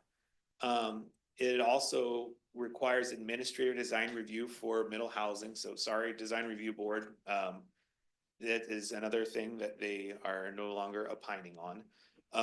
And then we also have new parking standards near frequent transit and development regulations. Also, we can't have our development regulations be more restrictive than single family units. Small caveat on there, there is an opportunity for us to explore some additional design standards for a specific type of middle housing. That was not included in this package of codes, but it's something we're certainly happy to bring back later. Justin will go into it, but there is a corollary, so to speak, for some additional design standards for certain types of middle housing that the state law allows us. And then 5258 develops procedures for unit lot subdivisions. 1337 is the ADU law, allows up to 2 ADUs, increasing minimum ADU minimum size to 1,000 square feet. The maximum ADU size, excuse me, is to 1,000 square feet. It also aligns aesthetic standards with that of single dwelling units, limits certain impact fees for ADUs, establishes new parking standards for near transit, and also removes homeowner occupancy requirements. So where do these new requirements apply? The first thing I want to note here is HOAs can restrict middle housing ADUs if the rules were in place prior to July 23rd, 2023.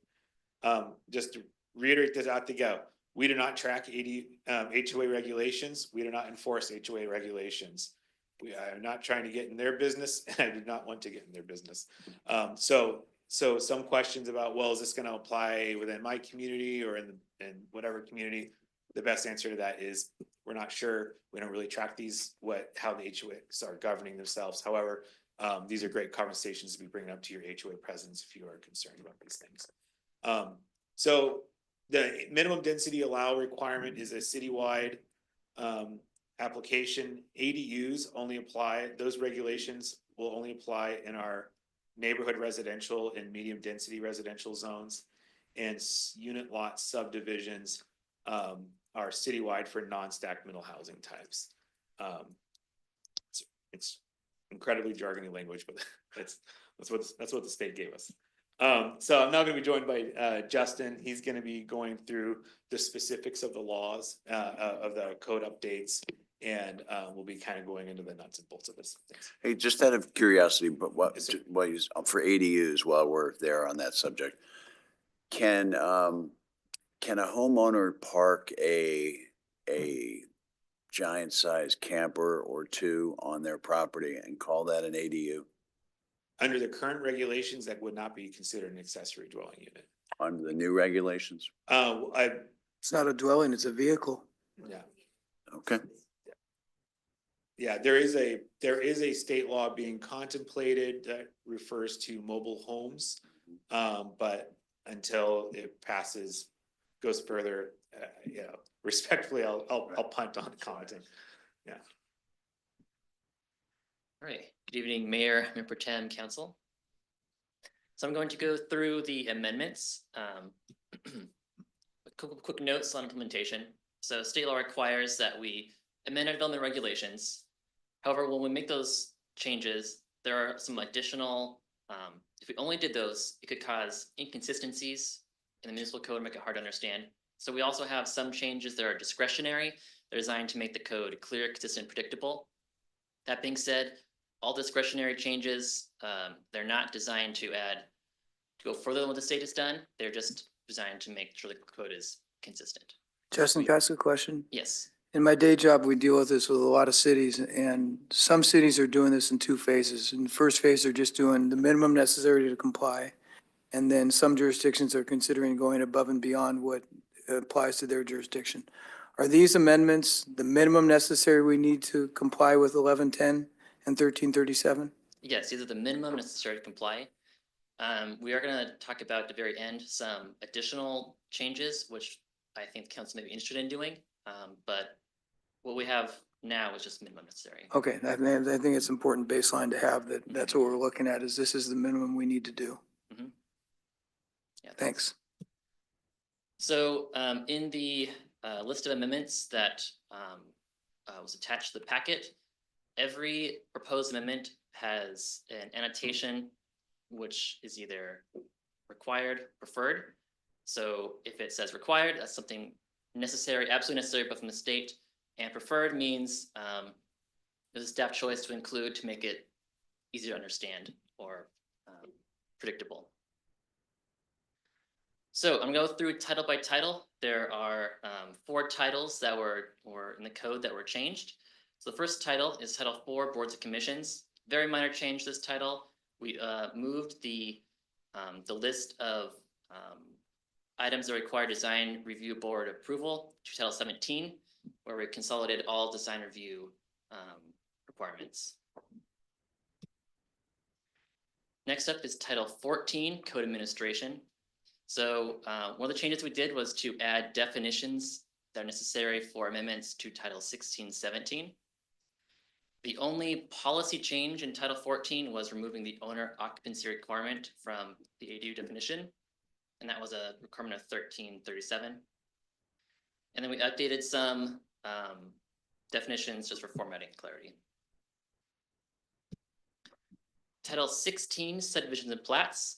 We only did one change, but it's a pretty significant change. And that was we added a process for unit lot subdivision. So what is unit lot subdivision exactly? It's a little opaque from the name what it is. I'm going to go over a definition and give some examples of what that is. So first definition, what is it?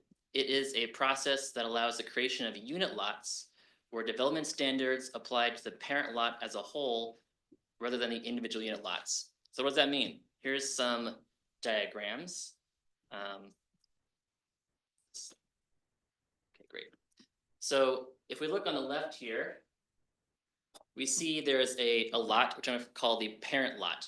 So this parent lot is, imagine it's a lot large enough to fit, to be allowed to have 4 units. And let's say it started out with just one lot with a single family home, and the property owner decides to build a triplex in the back. Unit lot subdivision would allow this parent lot to be subdivided into 4 smaller unit lots. You can see that the single family home has its own unit lot, and then each of the triplex units also gets its own unit lot. And so if you see, those triplex unit lots would not be allowed to be subdivided under normal subdivision rules because they don't have the 5-foot setbacks on the sides. The lot coverage, the building takes up more than the 35% lot coverage, which is allowed. But it would be allowed under unit lot subdivision. And the question is, that's the what. Now the why. Why do we want this? The idea is to encourage home ownership. So now each of these, if this law was unit subdivided, each of these triplex units would be allowed to have its, each of the owners of the unit would own their lot fee simple. So you don't have to worry about condomization. It allows home ownership, fee simple home ownership for these unit lots. Similar thing on the other side, you can see as another example. You have the parent lot, which has been, imagine it's a block big enough to fit 6 units. So 6 cottage units have been built, and then you could subdivide that parent lot into 6 unit lots, and then this blue is for a shared common area or shared parking on top. So the whole goal of unit lot subdivision is to allow fee simple home ownership of middle housing. Any questions on that? Yes. Can you explain what a cottage unit is? Sure. So cottage housing is a housing type where typically you have a common space in the middle of the lot, then you have smaller little cottages that are arranged around it. So it's just a building type form where you have small units arranged around a common lot. They share that common area. I think it's important to point out that this isn't new to our code. This has been allowed, just not in all zones. So a practical example, the Creekside townhomes over by Pacific Topsoils on 35th. My former company did those. That was a unit lot subdivision. It's a 2-plex, a 3-plex, and a 5-plex.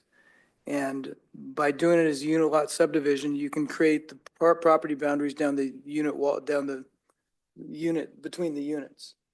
If without a unit lot subdivision, you had to go through the condominium route to divide them into separate lots to be able to sell them. Otherwise, you're limited to renting the units. So the state law now mandates that we allow unit lot subdivision citywide, so this would expand this to apply to more zoning districts within the city. Does that mean these are subject, could be condominiums or there's? It could be, right now, without a unit lot subdivision, to create these configurations, you'd have to do a condominium.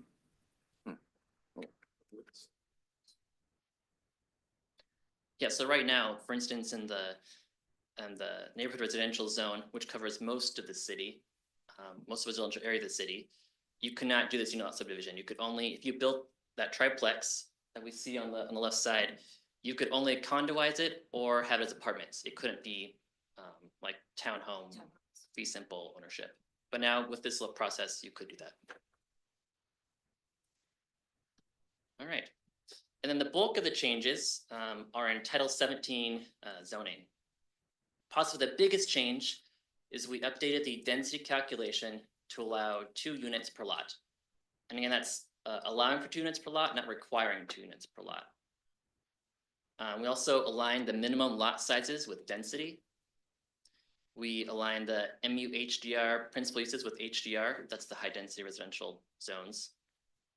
And we updated standards for ADUs, including increasing the maximum size from 800 square feet to 1,000 square feet, allowing up to 2 per lot, having alternative setbacks for alleys, removing aesthetic standards that do not apply to single-family homes, and allowing home occupations in ADUs. We also reorganized the off-street parking chapter. In particular, we took the lists of minimum parking requirements and converted it into a table format so it's easier to read. And then we adjusted we included a new parking category for middle housing and reduced parking minimums for middle housing and boarding houses near major transit stops. Currently, major transit stops in the city are the stops on the orange and green lines on Bothell Everett Highway and 164th. And we also instituted administrative design review for middle housing. So there's still design review, it's just done by staff instead of by the design review board. All right, so now I'm going to go through 4 examples of some things that could happen on some different lot sizes in the city with the new regulations. So example 1, imagine a 7,200 square foot lot in the neighborhood residential zone. The neighborhood residential zone, the NR zone, is allowed a density of 6 units per acre. So 7,200 square feet is about 1/6 of an acre, 6 units per lot, or 6 units per acre, you get calculated density of 1 unit. Except there's 2 exceptions. You're always allowed a 2-unit minimum per lot, and single-family homes are allowed 2 ADUs. So if you had a 7,200 square foot lot in our zone, you could build middle housing with 2 units or a single-family home with 2 ADUs. Doesn't the law provide that they could be 2 ADUs? Well, that's a little misleading because those pictures, those are DADUs. Those are detached accessory dwelling units rather than attached accessory dwelling units. So doesn't the law allow for 2 detached or 1 attached and 1 detached? Yeah, it allows for the detached or attached or a combination of the 2. So yeah, this isn't the only site layout that could happen. It's just the number of units displayed. So yeah, they could be attached ADUs. I just display them as detached for this diagram. But yes. Okay, so next example, a 20,000 square foot lot in the NR zone. 20,000 square feet is about 1/3 of an acre, so you'd get 3 units allowed per lot, and no exceptions apply since it's above the 2-unit per lot minimum. So you could basically do any combination of 3 units, 3 townhouses, single-family home, 2 ADUs, maybe a small cottage court development, but 3 units with that size of lot. Another example, we are moving to the MDR zone, the medium density residential zone. So the smallest allowed lot size is 3,600 square feet. The calculated density is 1 unit, except we have those exceptions for the 2-unit minimum. So just like the first example here, in the NR zone, you'd be allowed 2 middle housing units or single family home and 2 ADUs. Last example, a 15,000 square foot MDR lot would be allowed 4 units. None of the density exceptions apply. So you would be allowed to do any combination of 4 dwelling units.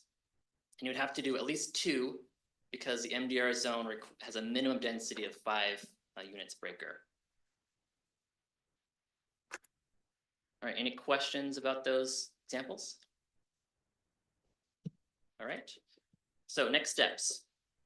As Jeff mentioned, we talked about, we are doing a minimum compliance option now, but there are some additional things we can do in the future that can maybe, we will be looking into. One of those is that middle housing legislation allows us to do certain design standards for middle housing. For instance, we can have size limits on cottage housing. We can have open space minimums. We can have requirements for window and facade articulation and pedestrian access. The picture shows some of the options that we could look into doing for facade articulation. We already do have design review that applies to middle housing, but these would be additional standards to make sure we have a really good product that gets developed in the city. So we will be working with the design review board and the planning commission on developing these new standards. We do not have to have it implemented by June with like the rest of things, so we could bring it at a later date. And our timeline for adoption. So today we had a study session with council, with you, and at the next planning commission meeting, we will have a public hearing, and the planning commission will develop a recommendation on whether to adopt or not. And then we hope to have final adoption at the end of May, or at the worst case scenario, beginning of June. Any questions? Councilmember Steckler? I'm just curious, given the number of HOAs we have, have we any kind of projected impact that would come from these changes? Of how many additional dwellings is that going to give us? Councilmember Steckler, I can answer this one, Justin. So the impact on this one is difficult to judge, but I think we're running into a land economics problem. The cost of, a single family house right now in Mill Creek is averaging around 1.2, 1.1 million. And the cost of development is pretty high. So you might have a couple ADUs maybe that come online with whatever HOAs that do allow them. But the prospect of, say, someone scraping and demolishing a single family house and replacing it with, the full allotment of what they could be allowed, the development math gets a little tricky at that point.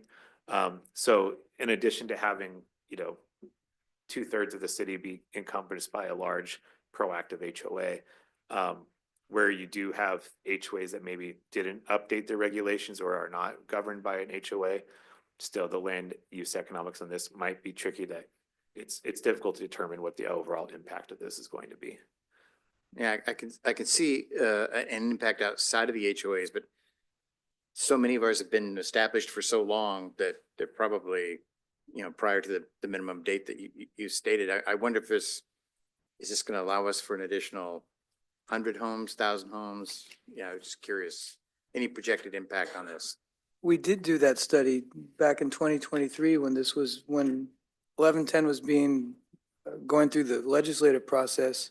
I think we hired Clay White to do an assessment, which was based purely on the assessed valuation of the property and the size of the properties to get an idea of how many properties, as Jeff was saying, would potentially be redeveloped. And remember, we had a little bit of a kerfuffle at the time because it didn't take into account the change in the language that was added to the bill, that how it doesn't apply to an HOA that changed their CCNRs prior to the effective date, which took out MCCA, which is what, 60% of our residential neighborhoods?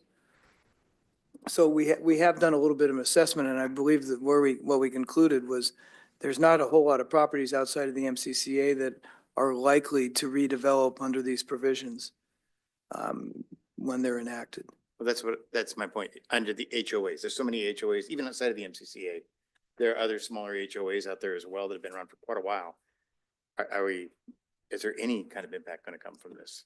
That was my question. We don't know unless staff were to go and try to pull up the CCNRs of every HOA in the community outside of MCCA. Or if we took.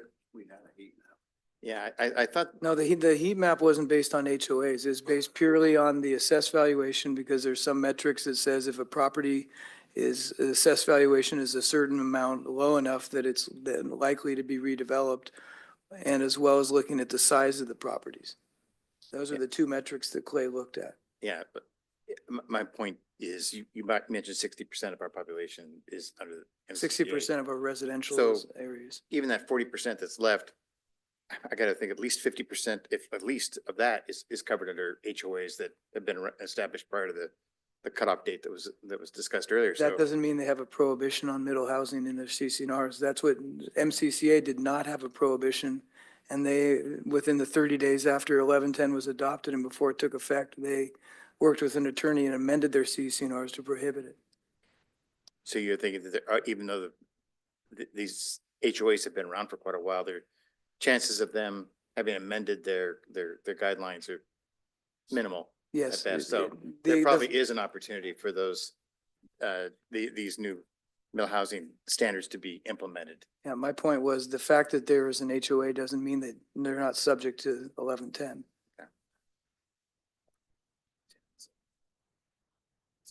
Yeah, yeah. Go ahead. Any more questions? Oh, I'm sorry. No, there is Councilmember Cavallari. I think the Mayor Pro Tem had a question for me, so. Go ahead, Mayor Pro Tem. Thanks, Vince. I have a question, and it might be slightly complicated because I was wondering if there's any way we could find to help me visualize that we could find some properties that are the measurements that you're discussing, like the 15,000 square feet, and get a picture, or I mean, is there, because I can't visualize what that means, what that would look like. Take a picture of my lot. It's a 1/4 acre. Or, so that's what I would like an example to And the figure back end out, is all flat. what that would look like for myself, because I cannot visualize what it would look like to have 3 buildings on a certain lot. Because my brain doesn't work that way. So I don't know if we have some whether or not they're in Mill Creek or somewhere else, right? And so I realized that might take some effort, so I apologize for throwing that out there. I just can't visualize very well.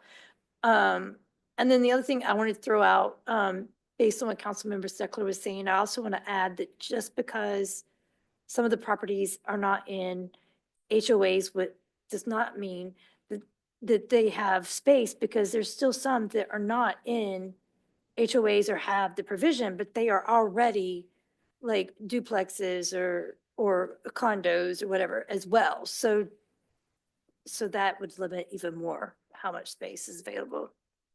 Yeah, we can absolutely bring some examples of some real life examples of what they would look like. And you're right, a lot of lots are just too small to add more housing, because in the NR zone, there's a 35% lot coverage maximum. So only about 1/3 of the lot can actually have building on it. Then you have the setbacks and you have other restrictions. So fitting, even if you're allowed 2 units a lot or 2 ADUs, you may not be able to do it because there's not space. In my experience with ADUs in California and Florida and Illinois, the most common kind of ADU actually is just a garage conversion.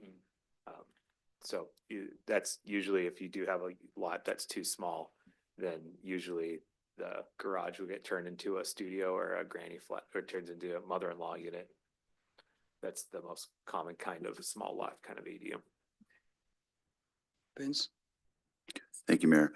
It would also be helpful to me. I'm quite sure that we have an inventory of where these are going to be possible. So if the council could be provided with that, and maybe even the citizens as well, keep them up to date, informed, would help me a lot to see that where we're thinking. And because once we change the code, we own it, right? And now even the sub area is in play for a complete revamp of these new rules and regulations. So it's an important nuance to keep in mind that once we do change them, we own them. So I'd definitely like to see what the target areas of such changes, where primarily where the city is looking to actually allow these uses.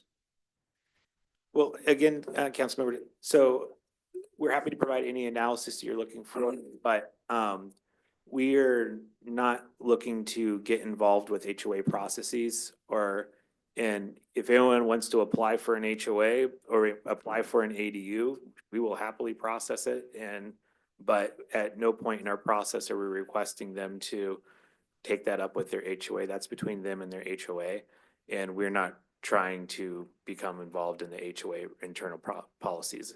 Yeah, and I'm not suggesting that. I'm thinking that at one time, we had kind of a heat map that caused all the, to use the mayor's word, what the hullabaloo, is that what we said? Kerfuffle. Kerfuffle. There were plats and there were regions identified for where these changes would take place and where they could likely be affected. So I would like to see an updated version now that those are out of the mix. That would help me to understand where the intended growth is supposed to go.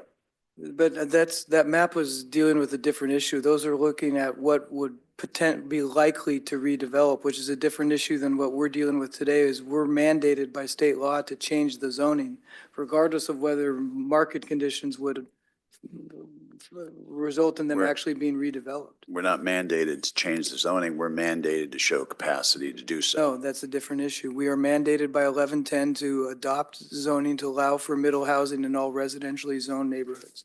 It's a different issue than what we dealt with in the comp plan to meet population capacities. Well, I have 1110 right in front of me, so I mean, I can read it for you if you like. I've read it many times, Councilmember Cavallari. Huh? Grant, did you have something to add? No, I was just good. I think you've made the point, Mayor, that this is not we are required under the since we're a city that plans under the Growth Management Act, we're required to make the change. Are we a fully planning city? Is that what we're categorized as? Yes. Yeah. And I might reiterate that the proposals we proposed, they are minimal compliance with what required by the state. So we're not going over and above allowing more than the state requires. It's what the 1110 and 1337 require. Agreed. And I just don't want a free for all in the sub area when we all have an idea of what we're hoping it would look like. What are urban separators? And separators. I'm not sure. Is that in 1110? Yeah, it's within the code, and it lists areas of cities with a population less than 25,000 within the UGA, and puts within major transit stops, and it gives exemptions, and it also gives certain types of requirements. So I just want to make sure that we're including those as well too, because there are exemptions, and that happens to be one of them. There were a couple exemptions. I know some of the parking requirements, you could exempt some areas, but you have to provide a study to the state of sufficient to show that. We could look into doing that if we wanted to. We did not now. We didn't do that for this project, but consider in the future if that's something council. Yeah, and again, I only speak for me. I'm trying to protect the integrity of the sub area, right? I don't want 1,000 mini homes down there. I want a well planned, and I know I'm probably going off the rails a little bit here, but there's always at the end of the day, someone with the best intentions and the worst results. Councilmember, when you talk about the sub area, you're talking about the South Town Center area? Correct, The correct. So the Southtown area is zoned for the town center zoning and high density housing. These regulations that we're contemplating today are primarily limited to the medium density residential and neighborhood residential. I understand your concern and we'll certainly look into this urban separator issue, but I would say that your concerns regarding the execution of the Southtown Center are, it would be, highly unlikely that the changes being brought forward by 1110 or these other middle housing compliance would apply to the sub area. It would be a separate issue. Okay, thank you. Yeah, Thank for instance, ADUs are not allowed in the sub area. And so those. I didn't know that. Yeah. Yeah, it only applies to the neighborhood residential, medium density residential zones. Recall the definition of middle housing in the RCW is homes that are consistent with single family type housing. So middle housing is by definition something that should go more in like a single family neighborhood than it would be in a high density or a medium density mixed use corridor. Thank you for the clarification. Thank you.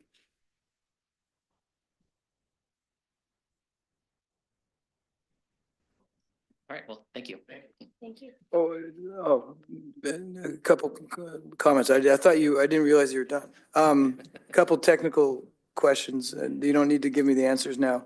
There's a number of places, it's primarily in Title 14, where you incorporate the definitions from the state statutes, primarily the GMA. Would it be better if those definitions change, are we intending to adopt the changed definitions? Or would it be better just to reference, for instance, the first one that jumped out at me is affordable housing. Would we be better off defining affordable housing as defined in RCW so-and-so? So that if the state law changes, we don't have to go back and amend the code? Because there's a number of other definitions where that was done. So you don't need to, that's just one comment to look into and maybe confer with Grant on that. And then in 17.22.150, it's the density calculation. It talks about taking out unbuildable area. I think it'd be helpful to define in there somewhere, I did not see it, what is considered unbuildable.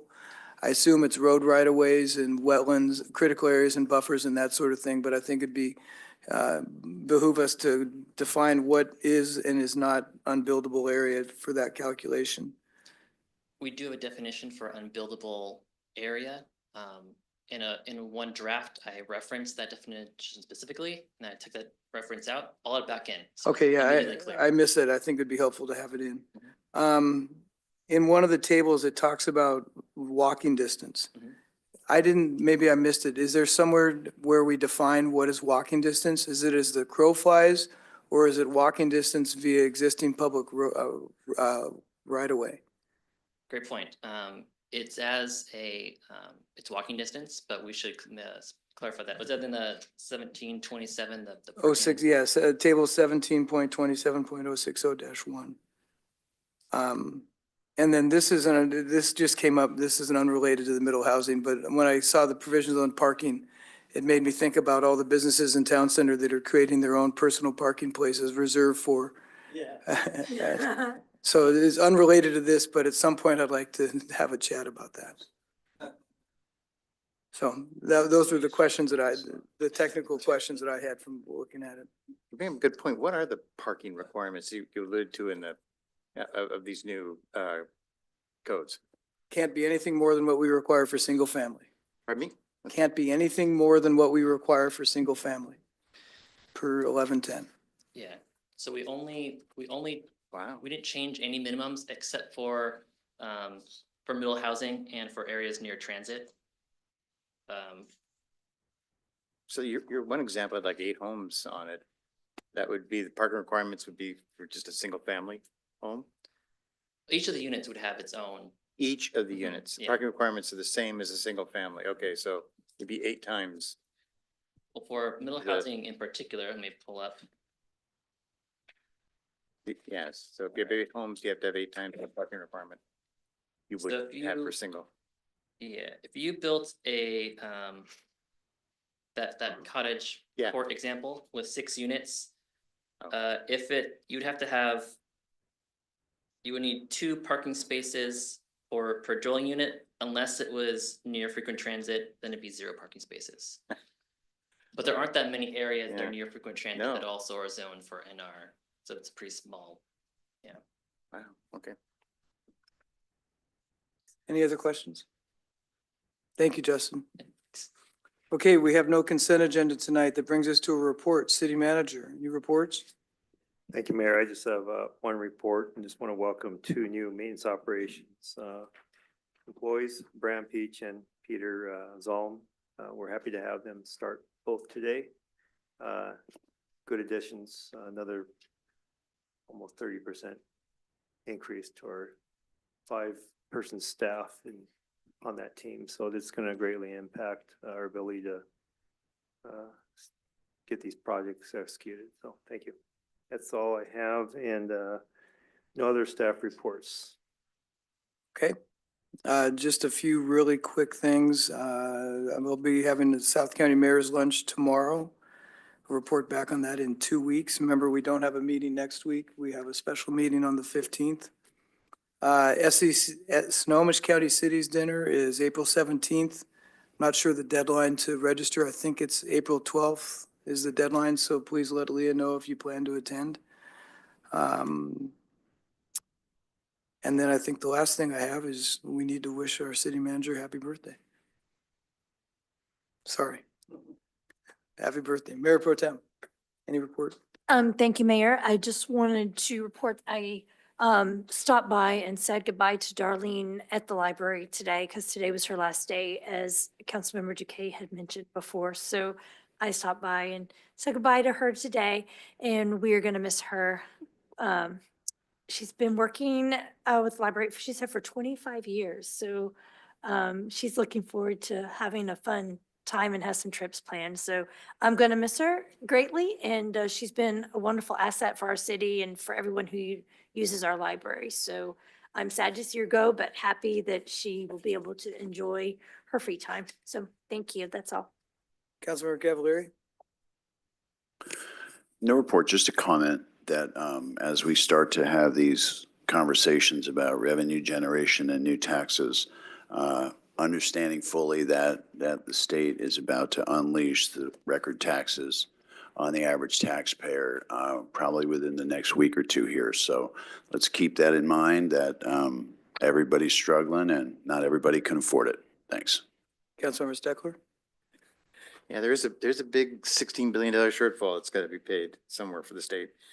Just a quick one. I wanted to mention to everyone that I finished my ride-alongs since our last meeting with Planning and Development as well as with Public Works, and that was those two, along with my first one, right along with Administration and Finance, really gave me a great understanding for the specifics and the weeds of how each one of these areas is functioning and wants to function, and challenges that they're ongoing. I highly recommend it to anyone else who wants to take advantage of it. And I wanted to personally, on the record, thank everyone for making that time available and putting those programs together, specifically Jeff and Mike and your planning and Public Works. Thank you both.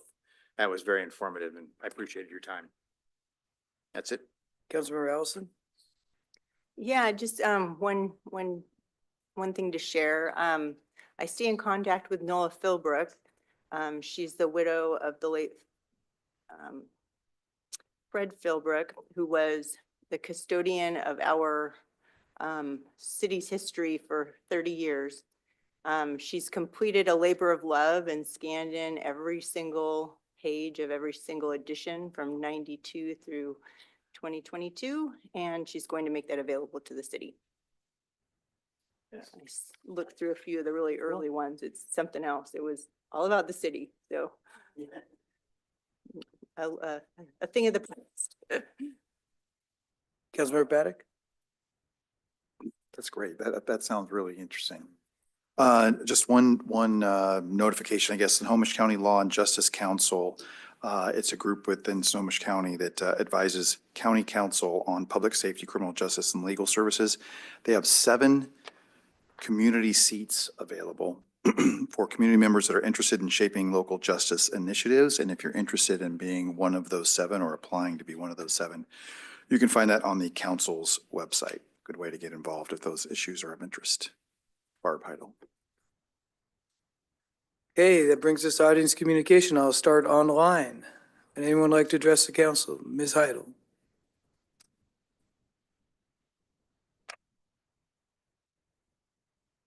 You're still muted. Okay. There, okay, unmuted? Yep, we can hear you. Great. Barb Heidel, Mill Creek, Washington. Not today, though. I would like to just mention, I do hope that our contract with WM has a better date for the contract than on the slide presented. July 1st, 2024 to June 30th, 20,234 was what was presented. So I do hope that we will hear the actual end date. If it was just in 2 years, 3 years, I'm not sure what it was. Thank 34. you. Thank you, Pardon? Barb. I heard 34. Thank you. I don't see anyone else online.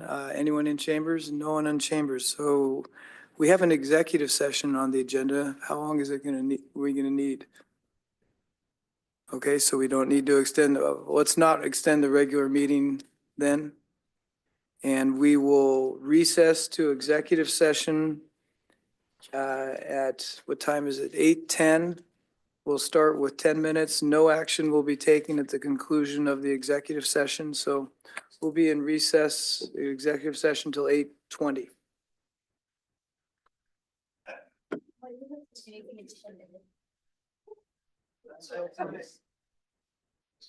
Watch, tonight will be the night.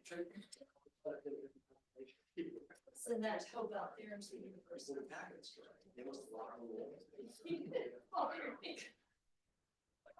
Should have told me, maybe it's